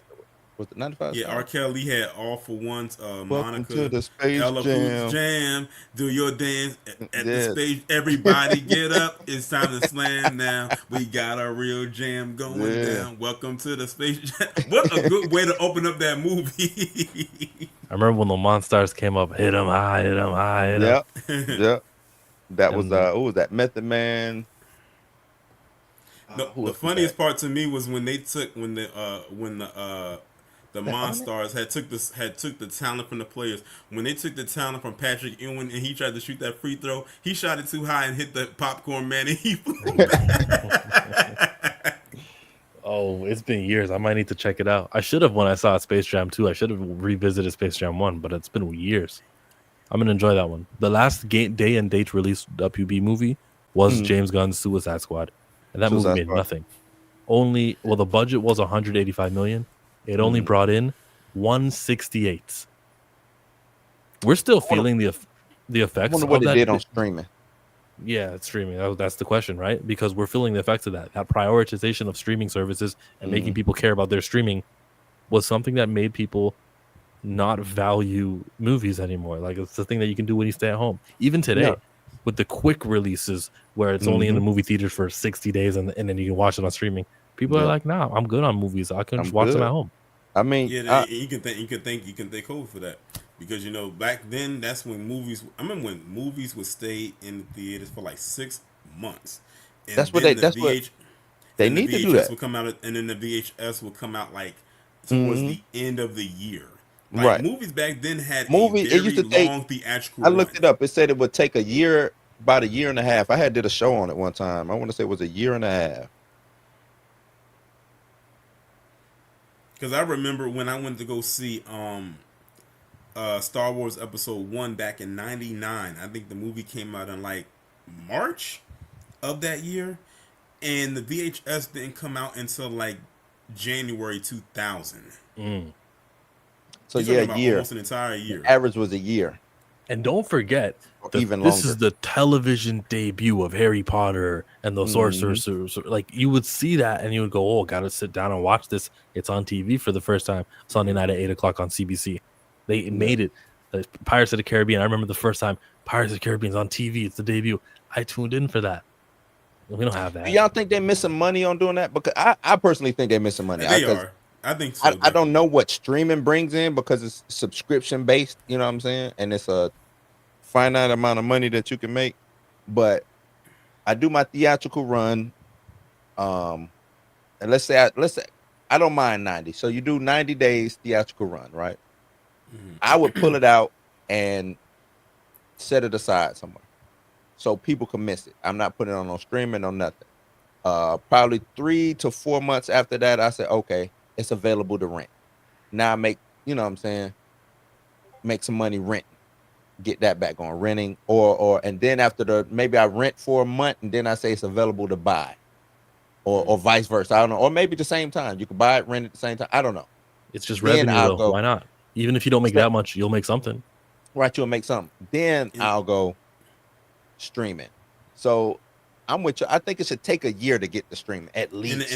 And the thing is, if they was like to say go back to how they used to do it, that would force the stream, which I would be all for, because then we'll really see what they're made of. It would force those streaming platforms to put out more original content. They would have to, because who's going to sit by waiting around for a year for one movie to hit your streaming platform? People will cancel their subscription. No. So now you're going to have to put out original content. But you wouldn't be waiting a year. You would just get whatever movie came out a year ago. Movie came out, right, year 12 ago. months prior. You would have just gotten that. It should be a constant rotation of new movies coming to a HBO, a Paramount, a Peacock, whatever. Should be a constant rotation. You know what I'm saying? The thing is, because think about back in the day, you had pay-per-view. Things that go to pay-per-view first. Or you can go rent it at Blockbuster or whatever your local mom and pop. And then it will go on the cable network. Yep. Yeah. And then that's another thing too. I don't see movies going, and I still think cable is alive, but a lot of people think it's dead. I think that's another place you can make money on is cable. And I think cable is probably gonna make a resurgence. And if I'm wrong, I'm just wrong. The reason I say this is because the economy is so shitty right now. People still want to stream. Piracy is up. Hella is up crazy, like 300%. They said, right? People on them high seas, man. They on them high seas. But I think you get Direct TV, the Comcast, the Spectrum TVs to say, hey, we're doing these bundles where you get HBO Max. Because now I can treat a HBO Max, Netflix, and all that just like another cable channel. You see what I'm saying? Because I think that's kind of what it is now. It's just another cable channel, the way that it's being treated. And with the streaming stuff, you might as well get cable because those prices always continuously going up. So you get cable, you get it through your bundle, you good to go. So I think cable can come back. The prices is crazy. These streaming sports. What'd you say? Sports are exiting. They're trying to go to the streaming route. Peacock is supposed to have NBA on NBC. Right. Which is, to me, is a major F up. Yeah, it You know what I'm is. saying? Like you don't put your whole bucks at cable gone blue. No, I man. don't think you put The your whole model of advertisements get to play. You're forced to stay in front of your TV. Mm, Don't help kill that. Let that stay. In fact, when you have TV shows, when Wonder Man comes out, you yeah. should put it on ABC at 8 p.m. Eastern time to Mm. watch it there first, and then an hour later, it's available on Disney Plus. They tried that with Miss World. No, they They didn't. did that a couple months after. Yeah. But So by then, they like, if you were they gonna watch tried the show, you I'm watch the with you. show. I think you do something like that. Just kind of, simulcast. Because back in the day before streaming blew up, you had on demand. Like the show would Yeah. play 8 o'clock, and then it'd be on demand the next day. You know what I'm Yeah. saying? If you missed it, I think that model still works some type of way, kind of like what you just said. Wrestling has taught me that you can live tweet, and even shows like Walking Dead, even there in the Twitter era, where you could Mhm. live tweet what was going on. Game of Thrones is happening. We're all watching it on TV at the same time, Right. and so with commercial breaks, you can turn to your phone and see what's everyone talking about. Here's the theory that Right. I thought about. Okay, 2.5 minutes later, you're back in the action. Mhm. That's so good. That's like, and it's money being drained down the toilet for what? For because no, our streaming service is better this way. No, put it on TV first. 1 hour later, go to put it on demand streaming. Yeah. I don't know, man. I don't think they incentivize you or the product. I don't think they incentivize the product because, like you said, they comes out, put it on streaming, and it's like I'm kind of giving this away for free. You know what I'm saying? At the end of the day, because it's a whole. When you put it on a streamer, it's a whole. Think of everything that's on there. It's hella shit on a streaming platform. Yeah. Now you got to crawl through and find chilling blues, great No, adventures. it'll You know be what on the I'm saying? homepage. The big things that are brand new that they We spent hope, the most money because amount is on the homepage. I'll go to my homepage and have to search sometimes for some shit that just came out. You know, I have to search for Harlem season 3 on Amazon Prime. Yeah, Yeah, I sometimes shouldn't you have have to needed. search for some. You shouldn't have a brand new season. It should get top billing, Yeah, especially On if it's Netflix, a on Netflix, it usually does. no, not all. Well, it depends, and that's the thing. I think because of your algorithm. So, like, if you like anime, but then let's say you like Grey's Anatomy, what's gonna show up? Is just a whole bunch of anime shit gonna show up, or is Grey's Anatomy gonna show up? The new season of Grey's Anatomy, is that gonna show up, or is that just gonna be buried down through your anime algorithm? You see Well, I what I'm wouldn't saying? know. Well, I wouldn't know what would show up on the algorithm for me for Disney Plus, because when Marvel Zombies was done, I put that thing back on pause. It'll be back on in December when Wonder Man come on. You watch you're Marvel's? gonna sub for Wonder Man. I didn't No, watch Marvel Zombies. because they only give the longest they let you pause it for is 8 weeks, so it'll be back on December 14th. I'll check out to see what it is. I will be optimistic to see what it's about because I'm willing to give it a chance. If I don't like it, I'll put it right back on pause. It's about him. No, it's not. Yeah, it is. It's a white man. And about him. That's the W. It's about Dr. Manhattan.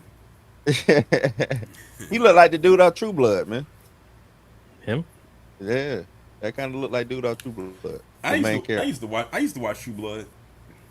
It was a person I went to college with that put me onto that show. I was like, okay, let me It check was- this out because I used to I watch want to see True what Blood. I want to see what this hype is about. And I was like, okay, And now I see then I what's think by season 2 or I want to say season 2, Game of Thrones. So it was True Blood, and then Game of Thrones was like the next big thing that came out. You know what they should do? I just thought about. What about if like Disney Plus? They've got a large library. What if they just took some random ass movie, and then they just were like, "We're gonna boost this random ass movie. It's been 2 hours long. It came out in 2008, but we own the rights to it. We're even gonna have Jimmy Kimmel interview the actor as if it just came out this week. Or we're gonna artificially like make it a thing. We're gonna make fetch happen. Who would that hurt? It would be on the home screen of everybody, and then maybe one day it'll chart. If we just make an event out of this old movie from 18 years ago. I mean, I don't see nothing wrong with it. Would they do it? I don't think they have the creative people in the places to do something like that. They don't. I mean, it's like when I was growing up, I knew come wintertime, for some reason, TNT was going to play Above the Rim like 300 times. Like, it was just going to be played. No matter what, I come home, Above the Rim is on. I go to sleep, wake up, Above the Rim is on. Like, you know what I'm saying? Like, that was a thing. Now, since you're in control of what you watch, they're not going to do that. No. Which I think they should. I think that's Like, especially when they do these live action joints. Like what just came out? Snow White, the last Disney live action was Snow White, right? No, Lilo and Stitch. Yeah. No, I'm sorry, Lilo and Stitch. Why taking your thought? Why not run Lilo and Stitch on the homepage? You know what I'm saying? The original, just it's always as soon as you come on. I'm sure the ratings went up on Disney Plus for the original one right before the live action one came out, so people could. No, I'm pretty sure it did, but using what Chill is saying, like I'm finna make Lilo and Stitch chart. Mm-hmm. Like I'm gonna make it a thing. Especially, I know I got live action coming out. Cause that'll be my marketing. Think about it. I'd have Family Feud. I'd have the old cast versus the new cast. Yeah, you could do that, but that'll be my free marketing for myself. Lilo and Stitch, the cartoon is just as soon as you go on Disney Plus and you're looking for what was that Willow TV show? What show? You said Willow. Smith? Willow. You didn't know Willow had a TV show? They got rid of that shit. I know what you're talking about. But I'm just joking. But you come, whatever show you're looking for, boom, there go Lilo and Stitch. No matter what, it's there. It's just following you around. It's a big banner that's always there. No matter what you're looking for, Lilo and Stitch. Like, I think that worked. Sequel movies. We got Alien Earth going on right now. I have Alien 1, 2. I have the whole franchise up top. Every time you go on Hulu. That's Alien the first 1, time 2, I watched not first, but I watched Rocky because Netflix, when they got it, was like at the same time Creed came out. Netflix was like, here's all the Rocky movies. And I'm like, yeah, guess I'm getting into Rocky. And all that week, I caught all of the Rocky movies beginning to end. And I was like, yo, that's it. I love this franchise now. Can't wait for Delphi Gym on Prime. What's up, Meek? Meek say she went to the movies. Bone Lake is garbage. Pale juice. I could have told you that. Made it home and in bed, rubbed my feet together. Y'all still here. Just drop by to say good night. Good night, Meeks. Good night. So that's where you was at. Make the sure, movies. Make sure you take your Ovaltine shot. Take your Ovaltine shot. Torian say take your Ovaltine shot. What is Bone Lake? It's who is that? That's old girls in that movie. I can't think of her name right now. But it's one of them. You get horror movies that just come out sometimes like, we got a surplus, let's drop it. That's how I looked at it. Sometimes they just be dropping surplus. I was asking because I had never heard of a Bone Lake. Yeah. I've heard of The Lovely Bones. That was a good movie. Yep, they did blackball old Leprechaun. They pulled Willow from Disney Plus, man. It was a garbage show though. It was because they couldn't do and I think he was still alive at the time, but he passed away after what's his name? Batman. Heath Ledger. No. He was Batman. He was Val Kilmer. Val Kilmer. Yeah. When Val Kilmer, you know what I'm saying? Val Kilmer had that cancer, whatever, so he couldn't show up as Mad Mortigan, and they did a whole different storyline, and they do a lot of the female stuff, man. And I think that's kind of made it go south. So and this will be my little last thing before I go, man. I hate that everybody think that you can take male franchises or male things and turn them female. Like I'm gonna just tell y'all this: stop doing that, because you only do it to male properties. You don't do Barbie didn't turn male. You know what I'm saying? Like, where's the Powerpuff Boys? Right, Powerpuff. If K-pop Demon Hunter, if the next movie is K-pop Demon Hunter and it's a group of dudes, then hey, I'll shut up. But we know that that's not gonna happen. You know what I'm saying? So it's like, just quit taking male properties and try to add a female spin to it. The reason why it worked is because it's a male property and it's for boys. And if girls like it, they like it. If they don't, they don't. But it worked because it's a male property. Just like girl stuff. Girls like it, they like it. If the boys show up, then they show up. That's just extra added stuff. Like, so, you're not going to turn Lara Croft into Larry Croft. Yeah, like you know what I mean? if Tomb Raider, you go watch a Tomb Raider movie and like you said, it's Larry Croft, her brother. The brother that we didn't know she had, because as far as we know, she was the only child. Only child, but Larry's out there. He's down with the Croft mansion and he finding out stuff. Oh, I didn't know I had a dad. You know what I'm saying? Shit That's like why. this. Like, That's why a lot of people. That's what some people had an issue with when it came to that last 007 movie. Because it was like, hold on, James Bond is the only one that's to be 007. Since when are we sharing that moniker? Right. That people had a huge issue with that. But it just make no, you know what I'm saying? To me, it's just why do that? Why turn the reason you got here is because of the male gaze, and now you wanna stupid. What you got? No, I forgot I was sharing the screen. Pull up Jabari's thing. I didn't, and I'm not trying to do a presentation. Actually, the way I was going to answer what Jabari said was differently. I was going to say, he said, "Chill, did you watch Black Comic Lord stream with Marewa?" That's the writer who's doing Storm. He talked his Storm run continuing. I would just tell you that I think... Yes, Jabari, I'm going to tell you. I'm going to cut Chill off and say yes. No, my bad, Chill. Go ahead. No, go ahead. I mean, your opinion is valued, right? I just think I know spin when I hear it, and I went to the website just now. I didn't ask for you to share this, but I want to see if there actually was continuing. And no, it doesn't continue. It stops at issue number 12. So you can say like he'll do the comic book that's called Rogue Storm, or he'll do the comic book called Storm Earth's Mightiest Mutant. But like, I don't know. And plus another thing, Jabari, is like, what if he watches, and what if he saw my stream with Blue, and maybe he said those words in response to, and now this is me now responding to him, and I just don't want to do that either. Let's say it like this. Let's wish Marewa Ayadeli a long tenured overworking at Marvel, working on Storm and every other comic book he wants to, and he can climb and ascend that ladder. And one day he can be doing Avengers and some of the major books, and he can continue using Storm when he becomes a head writer of X-Men. You know what I mean? Like flagship X-Men title.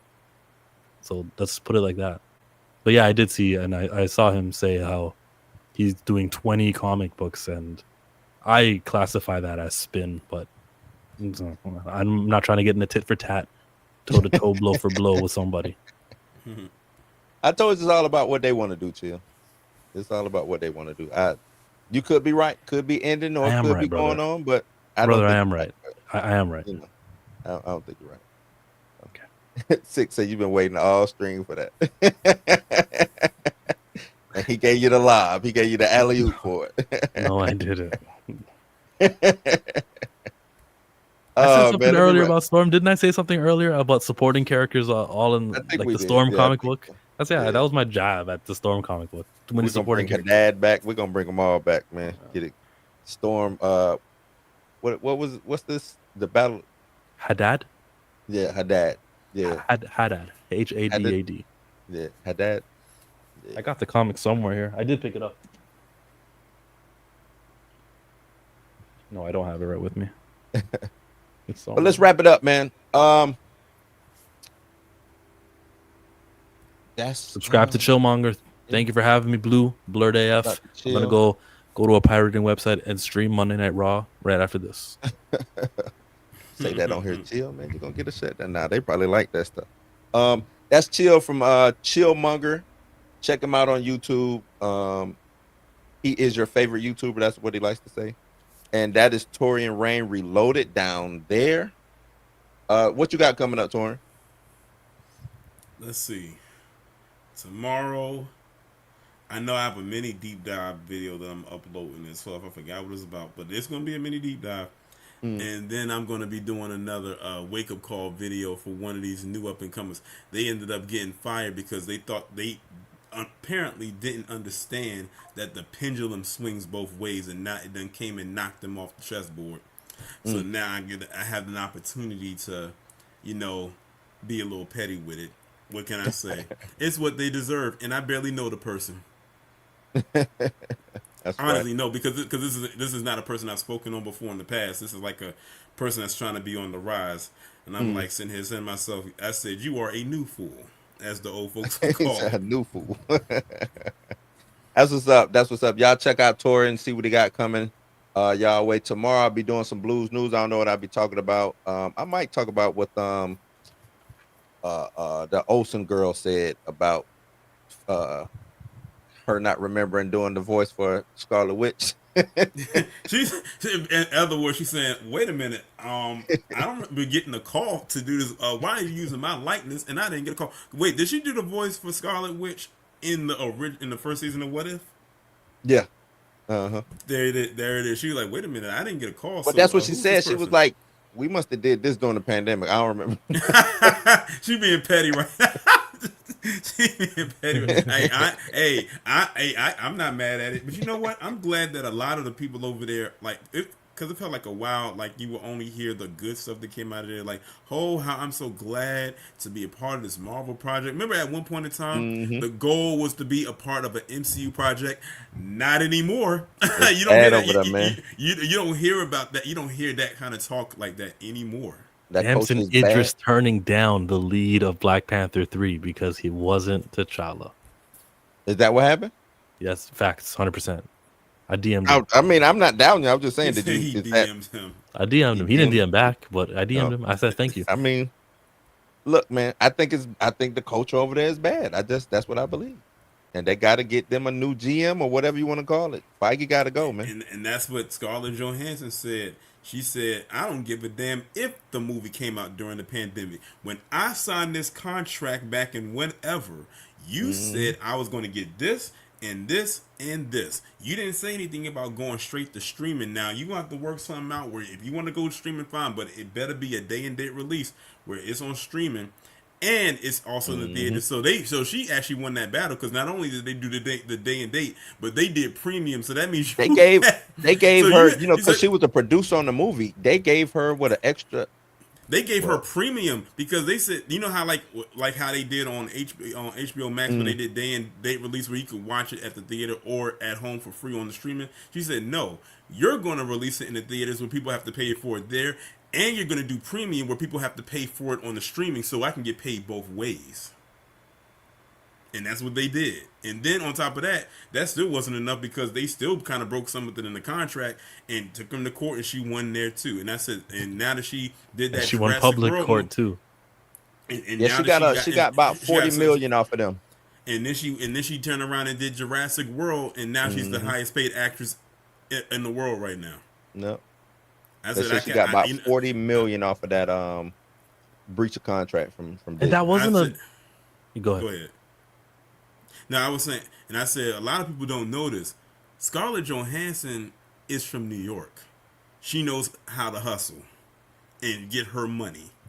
She's been in this industry since she was a teenager. Yeah, I was about to say not just that. Yeah, she's been in it. She's been running. Home Alone 3. Home Alone 3. That's where I first saw her when she was like what, 15 years old, maybe 14, 15. She's been in the industry since the 90s, so she knows this like the back of her She know the hand. game. She know the game. She got her money. She deserved her money, and I respect it. And she went after Bob Chapek also. It wasn't really a thing with Feige. The one time they she said, are. I'm not going after Feige. She said, I'm not going. She said, Feige, as far as I'm concerned, you're just the figurehead. I'm going after the actual head of the snake. And They that's all Bob tied Chapek. together to me.